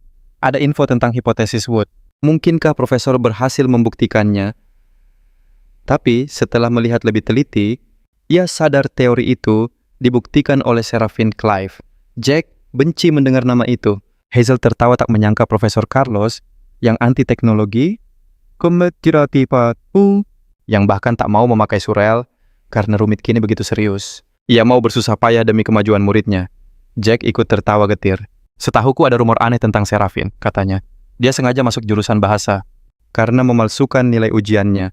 Dia takut kebohongannya akan terbongkar. Jack tertawa lagi. Tentu saja aku tidak percaya. Itu semua pasti hanya gosip. Azel tak suka mendengar Serafim disebut pintar dan berbakat. Baginya ini pertama kalinya murid Profesor Carlos ternyata penipu. Surat itu pasti palsu. Di sisi lain, Jack sangat puas berhasil mengelabui gadis itu. Dia takkan membiarkan Serafim menyalipnya, bahkan untuk posisi kedua sekalipun. Jack bahkan mau menyebarkan isu kecurangan ini ke grup matematika internasional. Dia yakin Serafim akan menanggung malu yang luar biasa. Sementara itu, di asrama putra sedang ada kerja bakti. Tyler dan Daniel malah bertengkar saat bersih-bersih sampai Serafim melihat mereka. Serafim menyuruh mereka berhenti karena makin cepat selesai makin cepat bisa makan malam. Felipe pun mendukung ketua asrama menyuruh yang lain patuh. Seketika teman-temannya menoleh. Mereka menatapnya tajam membuat Felipe bergidik. Tiba-tiba Daniel dan Tyler menunjuknya dan menuduh Felipe baru saja mengejek Serafim. Felipe jadi bingung. Dia sama sekali tak bermaksud begitu. Serafim akhirnya bertanya pada yang lain. Kenapa sikap mereka aneh sejak dia kembali? Felipe menduga mereka hanya cari muka. Mereka ingin mendekati Taylor lewat Serafim. Tentu saja tuduhan itu langsung disangkal. Mereka berdalih hanya menghormati ketua mereka. Felipe menyindir ada pihak lain. Ada yang tidak senang Tuan Clive jadi ketua kelompok. Dan sekarang mereka harus menjelek-jelekkan Serafim di belakang. Serafim jadi penasaran apa pendapat teman sekamarnya. Tapi ternyata sang tokoh utama tak peduli. Biarkan saja mereka berpikir sesuka hati. Yang lain pun kaget. Serafim sama sekali tidak marah padahal reputasinya bisa hancur. Dia hanya membiarkannya. Baginya omongan mereka tak ada artinya. Dia hanya akan fokus menjadi ketua yang baik. Bukankah itu yang paling penting? Felipe terkagum. Beginilah cara berpikir orang hebat. Perkataan bosnya meyakinkannya. Daniel dan Tyler setuju ketua mereka memang keren. Niat jahat apapun tak akan mempan padanya. Tiba-tiba sebuah pesan masuk dari Taylor. Gadis itu menagih janjinya soal bebas dari latihan militer. Kesabaran Tuan Clive akhirnya habis. Taylor sepertinya sengaja mempermainkannya. Di saat yang sama, Azel selesai melakukan pemeriksaan. Dia meminta asisten lab untuk melapor pada Profesor Carlos. Asisten itu pun penasaran. Dia bertanya perhitungan macam apa ini. Azel menjawab ini adalah bukti hipotesis Wood. Asisten lab itu terkejut bukan main. Hipotesis Wood. Bukankah itu salah satu masalah tersulit di dunia? Nona Grace mendadak kesal. Dia menyuruh asisten itu untuk tidak membuat profesor menunggu. Saat asisten itu berlari, Azel berpikir siapapun yang berhasil memecahkan hipotesis serius ini, dia tak percaya orang berbakat seperti itu tidak mencoba masuk ke departemen fisika dan matematika. Tapi jika ucapan Jack benar berarti dia telah berbuat curang dan memalsukan hasil ujian. 6 jam kemudian, Profesor Carlos mengajak Serafim untuk menemaninya. Dia ingin menunjukkan komputer tercanggih setiongkok yang bisa muridnya gunakan nanti. Tapi itu hanya salah satu alasan. Alasan kedua, dia ingin mengenalkannya pada seorang jenius muda. Saat memasuki ruangan, mereka disambut oleh Nona Azel yang ceria. Melihat pemuda di samping Carlos, dia bertanya siapa dia. Serafim pun memperkenalkan diri. Dia bilang sering mendengar profesor memuji kecerdasan Nona Grace. Tapi reaksi Azel begitu dingin. Dia menyindir, baru saja mendaftar sudah mencoba mencari muka pada semua orang. Mengabaikan wajah kaget mereka, Azel menyerahkan hasil perhitungannya pada profesor. Katanya hipotesis Wood memberinya beberapa ide. Carlos bingung melihat sikap Azel. Mahasiswinya itu tak pernah bersikap sekasar ini.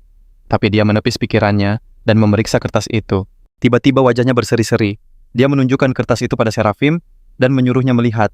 Azel menjadi semakin marah. Dia tak mengerti kenapa profesor menunjukkan kertas itu pada pemuda ini. Serafim bingung kenapa gadis itu marah tapi mendadak. Sebuah misi baru dari sistem muncul di benaknya. Pemuda itu berpikir Profesor Carlos sangat menghormati Nona Hazel. Ini adalah kesempatannya, tapi pertama-tama dia harus menunjukkan kemampuannya. Tanpa ragu dia menunjuk sebuah kesalahan fatal. Gadis itu murka nyaris melayangkan tinjunya. Carlos menenangkannya, membenarkan ada kekeliruan di baris ketiga. Serafim bahkan menyatakan bahwa konsep dasarnya mungkin keliru. Dia menyarankan untuk mencari arah yang berbeda. Senja pun tiba, dan profesor berteriak, "Bravo!" Dan Azel terkejut tak menyangka ide brilian itu datang dari Serafim. Pemuda itu hanya tertawa mengaku itu inspirasi sesaat.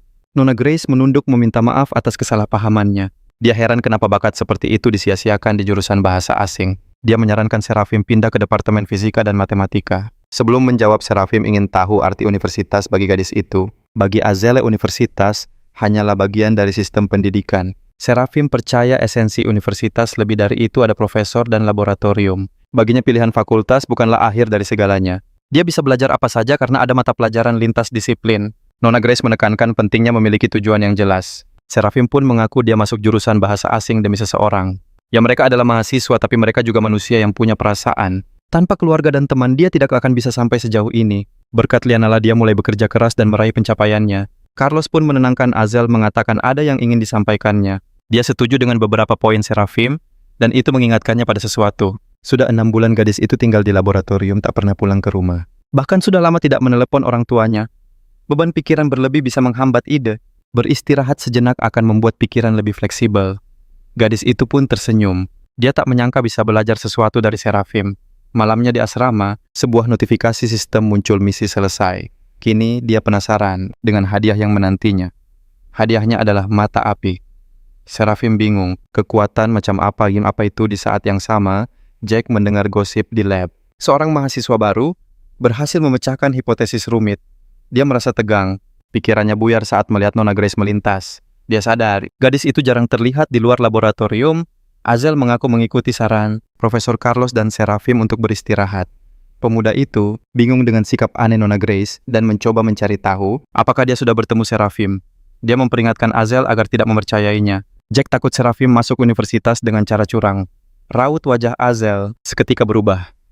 Dia meminta Jack tidak bicara seperti itu tentang Serafim. Baginya Serafim adalah pemuda hebat. Dia lalu pamit pergi. Amarah Jack memuncak. Dia tak akan lagi bersikap lunak pada Serafim. Sementara itu, Serafim mencoba kemampuan barunya dengan 2 kartu. Dia meletakkan kartu itu tertutup dan terkejut saat bisa melihatnya.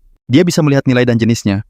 Ternyata mata api adalah penglihatan tembus pandang. Serafim meminta bantuan Tyler. Tyler bingung dengan permintaan aneh itu. Ia pun menunjukkan kartu pada Serafim. Serafim berhasil menebak 2 kartu itu. Tyler takjub dengan kemampuan temannya. Serafim sadar kekuatan ini sangat berguna. Tiba-tiba Profesor Carlos menelepon. Sebuah teriakan menyuruh Serafim datang. Ia dituduh melakukan kecurangan akademis. Delegasi internasional datang menemuinya. Mereka tak peduli dengan pembuktiannya. Mereka yakin Serafim telah menjiplak. Jelas sekali Jack adalah dalang semua ini. Para ilmuwan dunia dapat dibagi. Ada 4 tingkatan ilmuwan berbeda. Tingkat 1 hanya menguasai pengetahuan. Mereka dianggap tak layak dapat gelar. Ilmuwan tingkat 2 membuat terobosan. Artikel mereka masuk jurnal bergengsi. Tingkat 3 mencapai batas ilmu manusia. Mereka meneruskan teori ke generasi baru. Tingkat 4 menciptakan bidang ilmu baru. Kemampuan mereka diakui seluruh dunia. Kini hanya tersisa 100 orang saja. Akhirnya delegasi internasional tiba. Hazel kesal karena pembuktiannya bocor. Pengirim anonim itu adalah orang dekat. Dia sepertinya tahu siapa pelakunya. Para anggota delegasi berdiskusi. Mo ilmuwan tingkat 3 angkat bicara. Dia memamerkan hasil kerja kerasnya. Semua terkejut dengan klaimnya itu. Dia membagikan kertas penemuannya. Tom merasa kemajuan koleganya hebat. Mo punya ide cemerlang untuk pertemuan itu. Semua mata tertuju pada Seraphim. Seraphim harus menyelesaikannya dalam 2 jam. Hazel marah mendengar permintaan gila itu. Jika gagal, reputasi universitas hancur. Tanpa ragu Seraphim menerima tantangan itu. Hazel terkejut dengan keberaniannya. Seraphim paham niat busuk lelaki tua itu. Mo menantangnya atas nama komunitas Tiongkok. Profesor Carlos ilmuwan tingkat 4 berteriak, "Berjuanglah demi kehormatan negaramu." Mo pun menawarkan Nona Grace sebuah posisi. Pindah ke Universitas Sakura sebelum reputasi kampusnya hancur. Menurutnya Universitas Anna akan segera hancur dan para stafnya akan sulit mencari pekerjaan. Azel hampir saja membalas, tapi Seraphim menahannya. Dia bilang tidak perlu khawatir karena pemuda itu sudah punya solusi. Seraphim sudah memecahkan hipotesis X. Para dosen pun terkejut. Biasanya seorang murid bahkan belum selesai membaca soal dalam waktu sesingkat itu. Namun Seraphim dengan bangga berkata, dia hanya butuh beberapa menit. Delegasi tidak percaya dan mulai marah dengan bualan itu. Seraphim lalu mengumumkan kalau dia punya cara yang lebih sederhana untuk membuktikannya. Dia meminta semua orang melihat ke papan tulis mengabaikan Tuan Mo. Mo sangat marah dan menunggu pemuda itu mempermalukan dirinya sendiri. Seraphim maju dan mulai menuliskan sebuah rumus baru. Sambil menjelaskan dia menunjukkan hasil luar biasa yang ia dapatkan. Solusinya jauh lebih sederhana dan efektif. Keringat dingin pun membasahi dahi Mo. Dia tidak percaya dengan apa yang terjadi. Mungkinkah di usianya yang begitu muda, Seraphim sudah mencapai level seorang ilmuwan hebat. Profesor Carlos pun bertepuk tangan. Dia berkata kalau ilmuwan sejati tidak banyak bicara, tapi langsung bertindak. Dia mencontohkan Gauss yang menciptakan rumus hebat di usia 10 tahun. Itu membuktikan bahwa kejeniusan sejati sudah terlihat sejak usia muda. Seraphim kemudian mendekati Tuan Mo untuk mengingatkannya akan sesuatu. Dia mengulang ucapan Mo, kalau reputasi mereka akan hancur dalam 2 jam. Seraphim menyindir sepertinya bukan mereka yang akan dipermalukan, tapi Sakura. Profesor Carlos pun turun tangan menengahi perdebatan itu. Dia mengingatkan Seraphim untuk tetap menghormati Profesor Mo yang lebih senior. Tuan Mo merasa sangat terhina di hadapan delegasi internasional. Dia merasa semua orang kini sedang menertawakannya di belakang. Para delegasi mulai berbisik takjub pada kejeniusan Seraphim. Mereka menganggap ini adalah titik balik bagi dunia matematika. Kabar ini harus segera disebarkan, sementara Mo hanya bisa berdiri terdiam. Dia merasa kalah karena sebuah bintang baru yang lebih cemerlang telah muncul. Keesokan harinya Jack mendengar desas-desus tentang si jenius di kampus mereka. Dia tidak percaya Seraphim sepintar itu dan merasa bingung. Jack pun pergi ke laboratorium, menemui Nona Grace yang memanggilnya. Namun saat membuka pintu, dia melihat gadis itu tidak sendirian. Ketika Jack bertanya, Azel dengan marah menyuruhnya diam. Grace lalu menuduh Jack yang telah mengirimkan laporan anonim. Pemuda itu pura-pura tidak mengerti, tapi Nona Grace melanjutkan. Dia bilang komisi membenarkan kalau perhitungan hipotesisnya memang benar, tapi seseorang meyakinkan mereka kalau Seraphim telah menjiplak karya orang lain. Itulah sebabnya mereka datang menuntut bukti.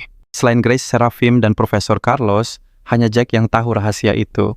Grace berteriak kelakuan bodohnya itu tidak pantas untuk lulusan universitas bergengsi. Azel bertanya bagaimana bisa dia dikuasai oleh rasa iri. Tubuh Jack gemetar ketakutan.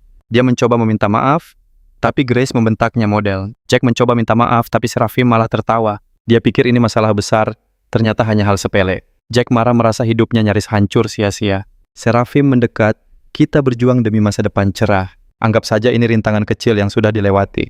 Di asrama Tyler kaget Tuan Clive dikalahkan seorang mahasiswa. Daniel langsung memuji Seraphim karena keberaniannya. Dia kagum cara Seraphim membuat pria tua itu bungkam. Tyler bilang Seraphim kini sudah jadi selebriti kampus. Cukup sebut namanya untuk memikat para gadis. Seraphim tak suka, tapi Daniel bilang itu kenyataan. Seraphim pun mengajak mereka makan malam untuk ganti topik. Kebetulan dia baru saja menerima uang hadiah. Uang itu didapat karena berhasil membuktikan hipotesis Wood. Teman-temannya girang punya teman sekamar yang hebat. Seraphim lalu teringat dan menanyakan keberadaan Felipe. Ternyata Felipe sedang mengikuti uji coba tanding basket. Seraphim kaget tak tahu Philip sudah masuk tim. Felipe tak hanya pintar tapi juga jago olahraga. Meski begitu bagi Tyler, Seraphim tetap yang paling keren. Akhirnya mereka memutuskan untuk pergi menonton pertandingannya. Di lapangan pertandingan sudah memanas. Felipe memblokir lawan. Dia merebut bola dan langsung melesat menuju ring lawan. Usahanya tak sia-sia, dia berhasil mencetak skor. Tyler bersorak, tapi seorang pemandu sorak menegurnya. Rupanya mereka salah duduk di area pendukung tim lawan. Saat mereka meminta maaf, para gadis mulai memperhatikannya. Mereka mengenali Seraphim si jenius yang sedang viral. Para gadis itu langsung mengaku sebagai penggemar beratnya. Hal itu membuat tim basket lawan merasa kesal. Perhatian penonton teralihkan, tapi permainan terus berjalan. Tiba-tiba seorang lawan memukul Felipe dengan sengaja. Seraphim berteriak menuduh mereka bermain curang. Lawan malah menantangnya untuk turun ke lapangan. Seraphim membantu Philip, namun pihak lawan memprotes. Menurut mereka, Seraphim tak boleh ikut bermain. Tapi si penantang memaksa jika Seraphim memang berani. Felipe melarangnya, tapi Seraphim sudah mengambil keputusan. Dia akan menunjukkan kepada mereka arti permainan yang sesungguhnya. Lawan meremehkan si jenius matematika itu. Seraphim melepas jaketnya berjanji akan mencetak 100 poin. Mereka menertawakannya, tapi bola sudah ada di tangannya. Kapten tim lawan panik dan menyuruh yang lain menghentikannya. Tapi Seraphim sudah tahu mereka tak akan berhasil. Dia melompat tinggi bagai elang dan memasukkan bola. Keranjang dan rekan-rekannya meneriakkan harapan kepada bos mereka, tetapi tim lawan belum siap menyerah. Mereka mencoba fokus, tetapi gagal lagi. Bola seolah menempel di tangan Seraphim. Papan skor menunjukkan 34 poin untuk Universitas Tekok dan 39 untuk Universitas Hana. Kapten lawan mencoba memotivasi timnya untuk bermain lebih agresif. Mereka harus memblokir pemuda itu, tetapi Seraphim dengan cepat menganalisis serangan baru mereka. Dia hanya mengecoh lawannya dan tanpa bergerak melempar bola ke keranjang. Pemain mengakui kepada kapten bahwa pemuda itu terlalu gesit untuk diblokir. Lawan menjadi marah. Dia mengambil bola dan memerintahkan semua orang untuk menyerang bersama. Mereka harus mencetak angka, namun itu tidak berhasil. Seraphim merebut bola dari tangannya dan langsung mencetak angka lagi. Lawan-lawannya bahkan tidak tahu apa yang terjadi. Kapten memerintahkan mereka untuk menghindarinya, tetapi mereka tetap tidak bisa mencetak angka, karena Seraphim bukan satu-satunya pemain hebat di tim itu. Tim Universitas Tekok gagal melancarkan serangan kuat mereka sekali lagi. Seraphim bisa menahan 3 pemain, sekaligus membuat situasi menjadi 2 lawan 4. Sang kapten kembali berpidato menyatakan bahwa mereka tidak boleh kalah dan harus berjuang. Namun setelah beberapa waktu tambahan mereka sudah terbaring di lapangan tanpa tenaga. Saat itu skor sudah 57 poin untuk Universitas Tekok dan 159 poin untuk Universitas Hana. Akhirnya wasit mengumumkan skor akhir. Pertandingan selesai dan teman-teman Seraphim bersorak gembira. Tuan Clive memutuskan untuk mendekati kapten lawan dan mengatakan sekali lagi bahwa dia tahu. Dia tahu bahwa kapten itu sengaja mendorong Felipe. Sekarang dia harus ingat bahwa karma itu ada. Setelah pertandingan, salah satu penggemar Universitas Teko dengan ramah menarik Seraphim. Pemuda itu mengira gadis itu akan membela kaptennya, tetapi ternyata dia ingin meminta tanda tangan. Penggemar lain bergegas menyusulnya dengan buku catatan di tangan, bahkan sempat berebut giliran. Kemudian, seorang penggemar lain muncul di belakangnya yang membuatnya semakin takut. Melihat gadis di sebelahnya, perkelahian langsung pecah di antara para penggemar. Melihat situasi yang memanas, Seraphim memutuskan untuk segera pergi dari sana. Perlahan ketenaran sang jenius muda menyebar dengan cepat di seluruh Universitas Hana. Semua orang mencoba mencari akun media sosialnya. Seraphim terbangun pagi itu dan menemukan jumlah pengikut yang luar biasa di halamannya.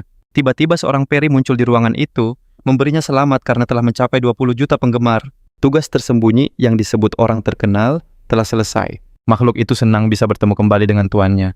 Dia tidak menyangka Seraphim begitu hebat. Dia mampu menyelesaikan tugas berikutnya dengan begitu mudah. Sepertinya dia telah meremehkannya. Pemuda itu menyadari bahwa penggemarnya juga bisa membantunya menyelesaikan tugas. Rupanya ada misi yang keberhasilannya bergantung pada tingkat popularitas. Sistem ini terus mengejutkannya. Sang peri membenarkannya karena keterampilan komunikasi juga harus dipelajari seperti hal lainnya.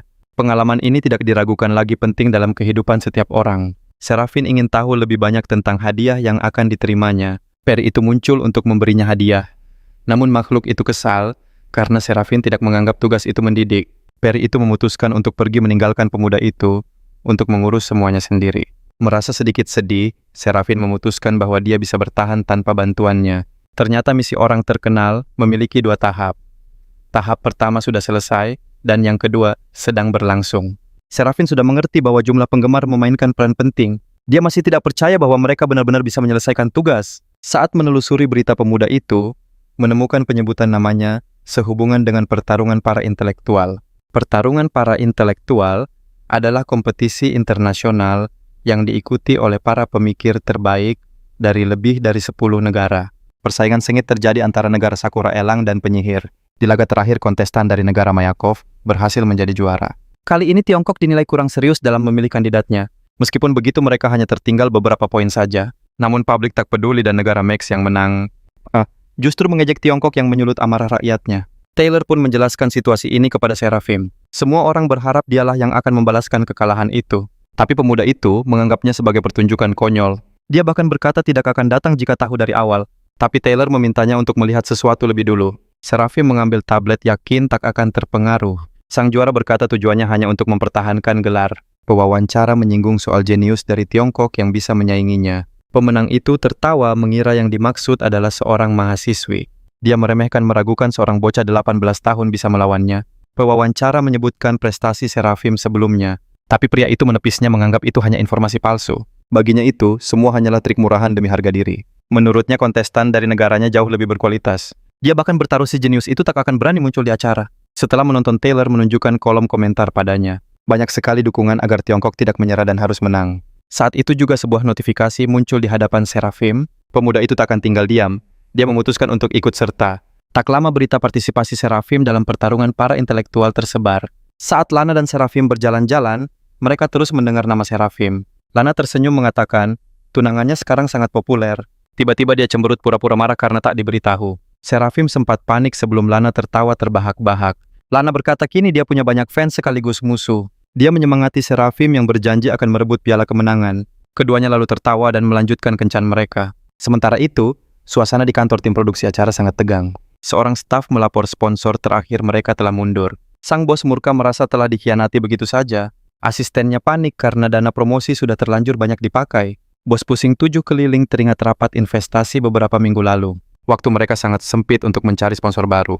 Apalagi kekalahan sebelumnya membuat citra mereka buruk. Dia khawatir tak ada lagi yang mau bergabung dengan tim mereka. Asistennya ingin melapor, namun bicaranya kurang jelas. Dia berkata bahwa Serafim Clive memutuskan untuk bergabung. Namun sang bos tidak terlihat senang mendengar kabar itu.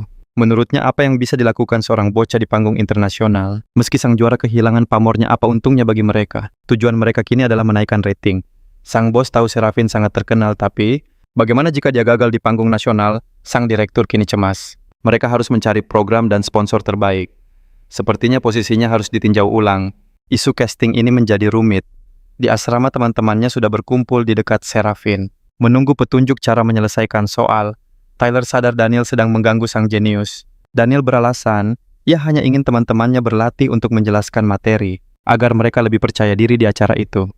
Tiba-tiba Serafim datang membawa sebuah kabar. Pihak penyelenggara meneleponnya dan memberitahu bahwa dia tidak perlu ikut audisi. Serafim otomatis lolos ke babak pertama. Teman-temannya pun ikut senang untuknya. Mereka pikir direktur mengakui kemampuannya. Tapi Daniel melihat Philip diam dengan aneh. Philip hanya duduk di sudut ruangan. Daniel pun bertanya apa yang sedang dilakukannya. Philip menjawab sedang melihat berita heboh di internet, dan sepertinya dia menemukan sesuatu. Ternyata hanya Serafim yang bebas dari audisi. Akibatnya banyak sekali anti-fan bermunculan. Mereka ingin menjatuhkan nama Serafim. Sang protagonis pun menutup bukunya dengan keras. Dia menegaskan tak perlu khawatir, karena di hadapan bakat sejati semua itu tak ada artinya. 3 hari kemudian, babak kualifikasi Raja Cendekia pun dimulai. Sang pembawa acara yang menawan menyapa semua orang. Dia memperkenalkan diri sebagai Chinoes dan membuka babak kualifikasi. Setelah audisi pertama, hanya 100 dari puluhan ribu peserta yang berhasil lolos ke babak ini. Dan hari ini tahap seleksi terakhir menanti mereka.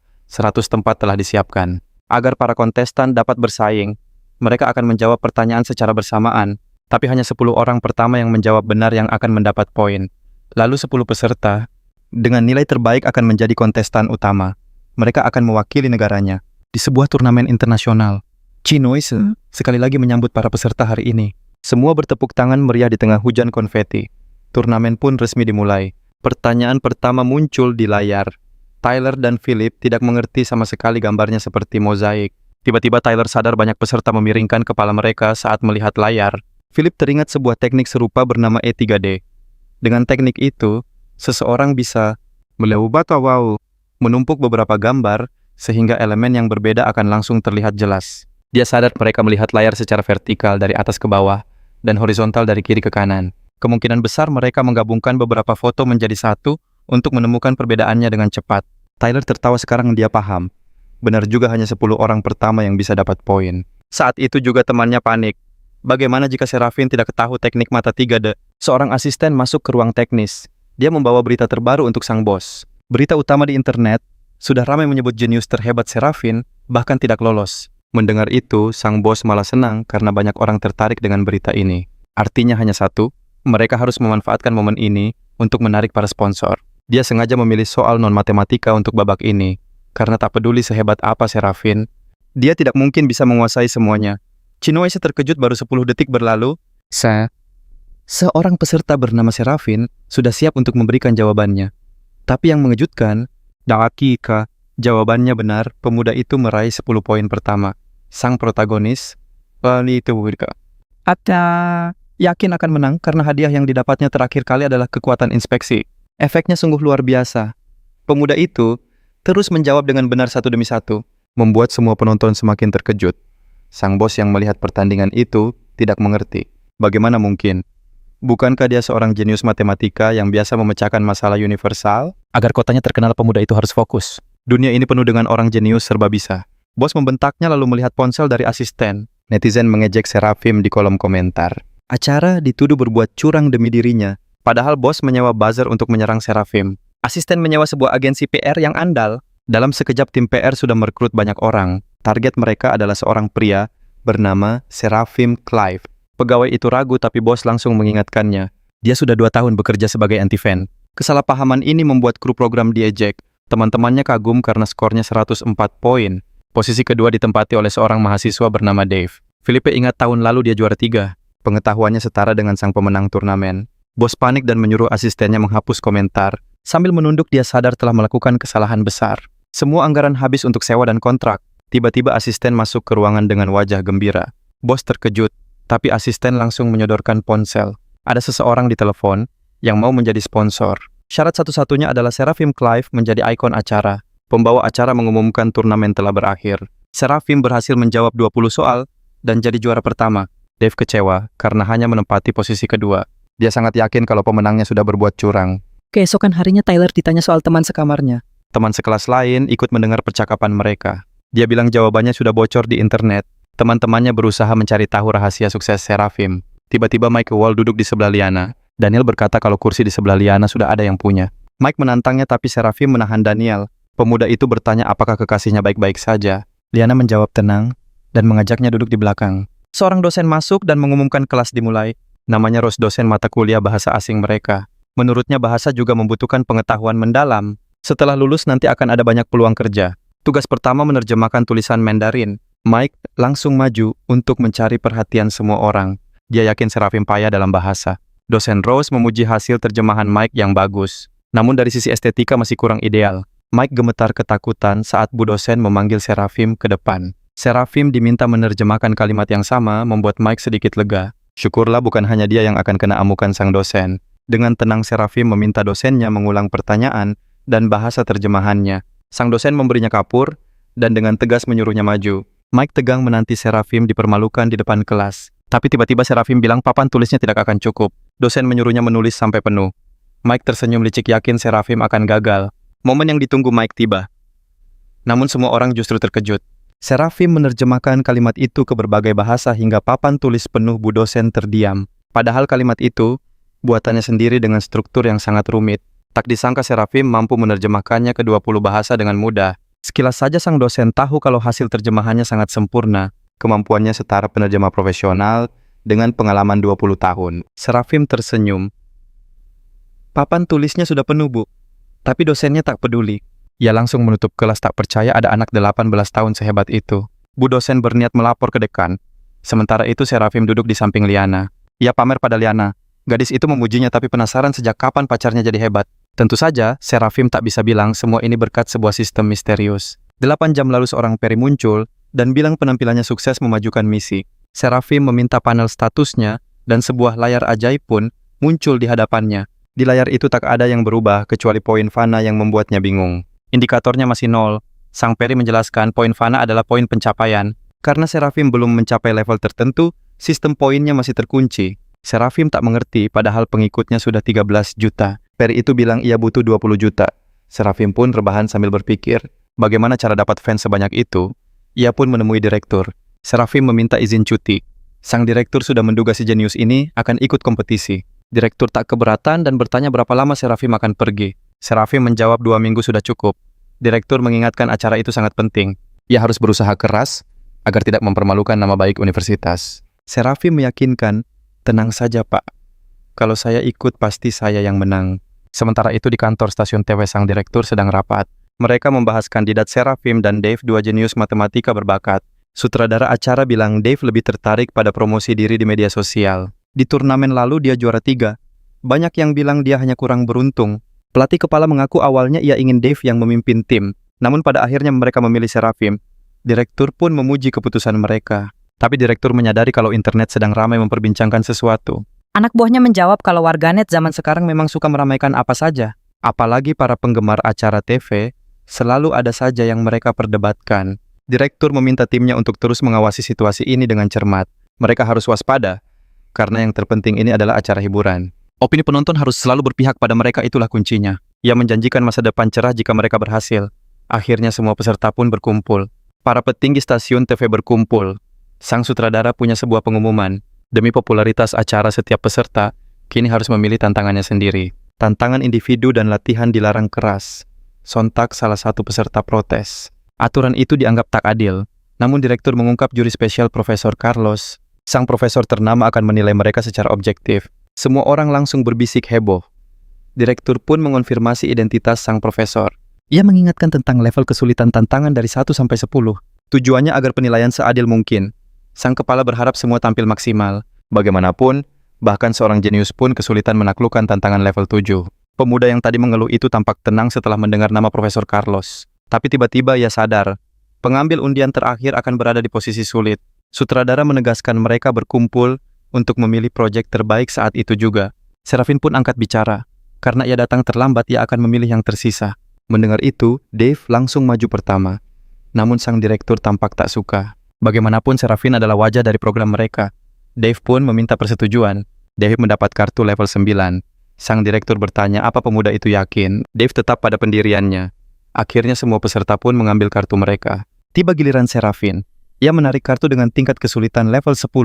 Tugasnya mengamati 500 gelas, lalu memilih satu gelas yang ditunjuk penonton. Setelah gelas diacak, ia harus menemukan gelas yang benar dengan mata tertutup. Penilaian hanya berdasarkan penglihatan. Dave bertanya apa Serafin akan menyerah. Serafin menjawab inilah inti dari sebuah pilihan. Lawannya pun berjanji akan menonton. Sambil pergi Dave menyindirnya. Ia berharap tidak ada pemain curang di acara ini. Begitu Dave pergi, para peserta lain mulai membicarakannya. Mereka menganggapnya sangat tidak sopan. Serafin hanya bingung melihat reaksi mereka. Kenapa mereka tidak suka padanya? Direktur program pun mengingatkan sang pemuda. Banyak peserta yang berasal dari Universitas Imperial, jadi persaingan tak terhindarkan. Sang protagonis pun termenung. Kenapa para ilmuwan harus saling membenci? Sementara itu, internet dibanjiri dengan komentar-komentar aneh dan tak menyenangkan. Banyak spekulasi buruk tentang Serafin. Tibalah Final Battle of Minds pada 1 November. Di bawah sorot lampu panggung, pembawa acara membuka final nasional yang ditunggu-tunggu. Ia mengumumkan dengan bangga juri kehormatan mereka adalah Profesor Sid. Sid adalah pakar neuroscience termuda yang karyanya sudah diakui di seluruh dunia. Komunitas ilmiah internasional mengakui kehebatannya. Sang profesor pun berjanji, sains akan menjadi satu-satunya kriteria penilaian. Di belakang panggung, kepala stasiun TV menemui Serafin. Ia ingin membahas persiapan untuk memilih penonton yang akan membantu tes Serafin. Serafin tak mengerti kenapa persiapan itu penting. Sang direktur pun mulai menjelaskan, ia butuh orang yang bisa dipercaya. Ia tak yakin Serafin bisa melakukan tugas itu sendirian. Melihat Serafin hanya tersenyum, sang direktur tak percaya dengan kenekatannya. Tuan Clive berkata, jika mereka mencoba berbuat curang, ia akan langsung meninggalkan acara. Menonton siaran langsung, sutradaranya hanya bisa berdoa. Di panggung, Sid mulai menilai. Penampilan peserta pertama mendapat 9 poin. Tapi mempertimbangkan kesulitannya, total skornya hanya 54 poin. Hasil yang kurang cukup untuk masuk 5 besar. Meski begitu, penampilannya tetap luar biasa. Pembawa acara mengumumkan peserta berikutnya, Dave. Dave sudah pernah berpartisipasi di Battle of Minds. Sang pembawa acara beralih ke Profesor Sid. Penonton bertanya soal pengenalan wajah. Sid menjelaskan kecerdasan itu kompleks. Bukan sekadar memori tapi juga visualisasi. Ada yang cepat membaca jarak, ada yang pekanada. Profesor menyebutnya jenis kemampuan mental. Seiring kompetisi, Dave berhasil menemukan wajah yang tepat. Dengan waktu singkat, penampilannya dinilai sempurna. Skor tertinggi Dave kini mencapai 95. Pesaing selanjutnya adalah sang juara Seraphim Clive. Sid terkejut melihat tantangan yang dipilihnya. Soal ini tadinya hanya untuk pajangan. Seraphim harus memilih seorang penonton untuk membantunya. Akhirnya seorang penonton naik ke atas panggung. Di studio lain semua mata tertuju pada mereka. Penonton itu disarankan oleh Dave sendiri. Dia hanya ingin memastikan tidak ada kecurangan. Semua properti sudah diperiksa dengan teliti. Menurut Dave tak mungkin bisa tanpa berbuat curang. Peserta lain setuju tugas ini mustahil. Dave heran bagaimana Seraphim bisa masuk universitas. Penonton itu memeriksa gelas dan tak menemukan apa-apa. Akhirnya dia memilih 2 gelas untuk Seraphim. Tantangan pun berlanjut ke tahap berikutnya. Seraphim kini ditutup matanya dengan masker. Sid ragu akan peluang keberhasilan Seraphim. Menurutnya peluangnya hanya mendekati 1%. Pembawa acara tak percaya Sid meremehkan Seraphim. Namun Tuan Clive telah menentukan pilihannya. Dalam waktu kurang dari 2 menit dia sudah yakin. Seraphim menunjuk satu gelas dengan sangat mantap. Lampu sorot menyala. Jawabannya ternyata tepat. Dave terlonjak dari kursinya tak percaya. Mungkin ada trik di gelasnya, pikir seorang peserta. Tapi Dave tahu itu mustahil, dia sudah memeriksanya. Bahkan dengan teknik khusus pun takkan terlihat. Semua penasaran apa rahasia di balik kemampuannya. Pembawa acara menantang pendapat Profesor Sid. Kini semua menuntut penjelasan ilmiah darinya. Sambil bertepuk tangan, juri mengungkap rahasianya. Seraphim memiliki penglihatan 4 dimensi. Dia menjelaskan mata mamalia biasa terbatas. Mata manusia hanya mengenali 3 warna dasar. Tapi burung gagak terlihat warna-warni bagi sesamanya.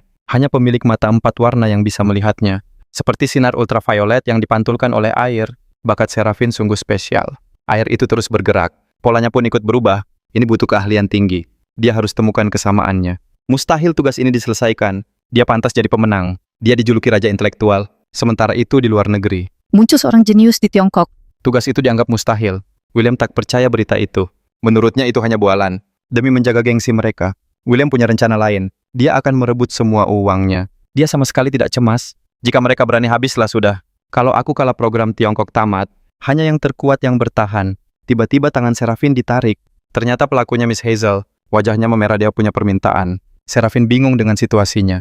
Ini adalah masalah pribadi. Dengan gugup Hazel pun bicara. Dia ingin Seraphim jadi pacar pura-puranya. Permintaan itu mengejutkan Seraphim. Dia mencoba menolak dengan halus. Aku tak punya teman lain. Hazel pun mulai mengancamnya. Baiklah, Seraphim akhirnya setuju. Dengan gembira Hazel menariknya. Mereka akan pergi berbelanja. Pakaiannya dianggap tidak pantas. Mereka harus membeli setelan formal. Seraphim merasa sedikit canggung. Dia menuruti pacar palsunya. Mereka tiba di restoran mewah. Pria itu berumur 30 tahun. Orang tuanya meremehkan Hazel. Pasangannya harus sepadan. Meja mereka sudah menunggu. Seorang pria telah menanti. Dia terkejut melihat teman kencannya. Hazel pun memperkenalkan Seraphim sebagai kekasihnya. Kasihnya mengaku datang hanya untuk menemui Lucius. Pria itu mempersilakan mereka duduk, namun Hazel meminta meja lain. Meja itu memang tidak dirancang untuk 3 orang. Seraphim pun duduk dan merasakan tatapan penuh selidik. Lucius jelas tidak percaya dengan sandiwara mereka. Ia pun bertanya apa pekerjaan Seraphim. Dengan cepat sang pahlawan mengaku sebagai mahasiswa. Pemuda itu mulai menyerang mengaku dari keluarga kaya dan jauh lebih tampan dari Lucius meskipun usia mereka berbeda. Seraphim menebak usia saingannya itu. 40 tahun mungkin. Tuan Terry tertawa sinis mengakui kecerdasan bicara pemuda itu. Sambil mengetuk meja, ia bertanya soal keluarga Seraphim. Namun sang pahlawan tak mengerti kenapa harus membahas keluarga. Apa Lucius sudah begitu tua sampai harus memeriksa latar belakang orang lain? Lucius mengabaikan sindiran itu. Ia dengar Nona Grace masih lajang. Seraphim tertawa menyebut Lucius bodoh karena telah mengungkap tujuannya.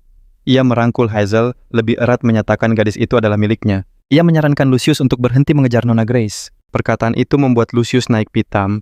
Ia bangkit dan mengancam Seraphim. Begitu Lucius menghilang, Seraphim segera berbalik dan meminta maaf pada Hazel. Ia mengaku kalau lawannya berhasil memancing emosinya membuat Hazel tertawa. Ia berterima kasih lagi pada Seraphim, bingung bagaimana harus membalasnya. Mungkin Seraphim mau jadi kekasih sungguhannya. Pemuda itu tertawa dan memintanya jangan konyol. Situasi canggung itu terselamatkan oleh sebuah panggilan telepon. Ternyata direktur stasiun TV menelepon Seraphim. Ia bergegas pamit dan menyuruh Hazel segera pergi. Melihat kepergian Seraphim yang begitu cepat, Nona Grace merasakan sedikit kesedihan. Ia bahkan takut bertanya pada dirinya sendiri, apakah ia mulai menyukai pemuda itu? Sementara itu, di stasiun TV sang direktur meminta maaf karena memanggilnya mendadak. Seraphim justru bersyukur panggilan itu telah menyelamatkannya dari situasi sulit. Bisa gawat jika Liana tahu Hazel menggodanya. Saat memasuki ruangan semua peserta, ternyata sudah berkumpul. Dave menyindirnya yang selalu datang paling akhir. Seraphim tertawa dan meminta pengertian. Sebagai mahasiswa baru, jadwalnya sangat padat. Para peserta lain menatapnya dengan heran. Mereka hampir lupa kalau ia hanyalah seorang mahasiswa. Akhirnya sang ketua menjelaskan alasan pertemuan mendadak hari ini. Ternyata untuk mengumumkan kabar baru mereka mengundang 2 akademisi untuk persiapan turnamen internasional. Seraphim terkejut. Ia kira ini hanyalah sebuah acara hiburan biasa. Direktur menjelaskan bahwa beberapa hari lalu, peserta asing menghubungi mereka. Mereka menawarkan diri untuk ikut serta dalam turnamen. Dave merasa ada yang aneh, namun ketua mengoreksinya. Mereka bukan menawarkan diri untuk bergabung. Sebaliknya mereka menuntut sejumlah uang dan menjanjikan kemenangan sebagai imbalannya. Ruangan itu seketika dipenuhi seruan amarah dari para peserta. Sang ketua mengaku karena tidak tahu apa yang terjadi, mereka memutuskan menolak tawaran itu. Namun setelah itu, pihak asing justru memutarbalikkan fakta ke komunitas internasional. Kini mereka menuduh bahwa pihak mereka lah yang berusaha disuap untuk mengatur hasil turnamen. Media pun mulai menyebarkan spekulasi jahat menyebut mereka sebagai penipu akademis. Ini adalah situasi darurat. Banyak negara kini menentang mereka. Sifat turnamen ini telah berubah. Mereka wajib menang, kekalahan tidak bisa diterima. Bersamaan dengan itu, Serafim menerima misi baru, Sains Tanpa Batas.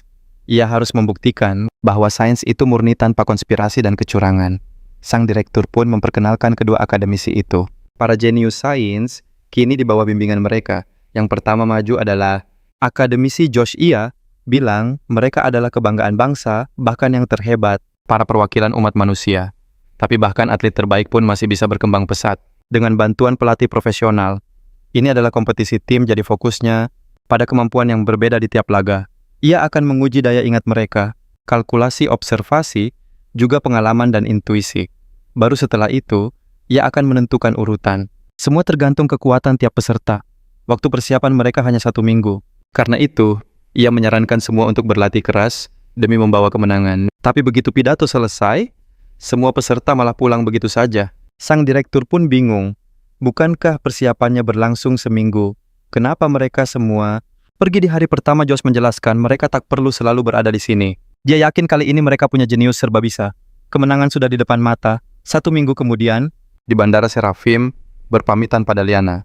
Gadis itu tampak bersemangat dan memintanya berjuang. Serafim menenangkannya dan berjanji takkan kalah. Tiba-tiba terdengar panggilan masuk pesawat. Penerbangannya akan segera berangkat. Serafim bergegas dan akhirnya berpesan, "Percayalah padaku." Karena dialah sang jenius terkuat,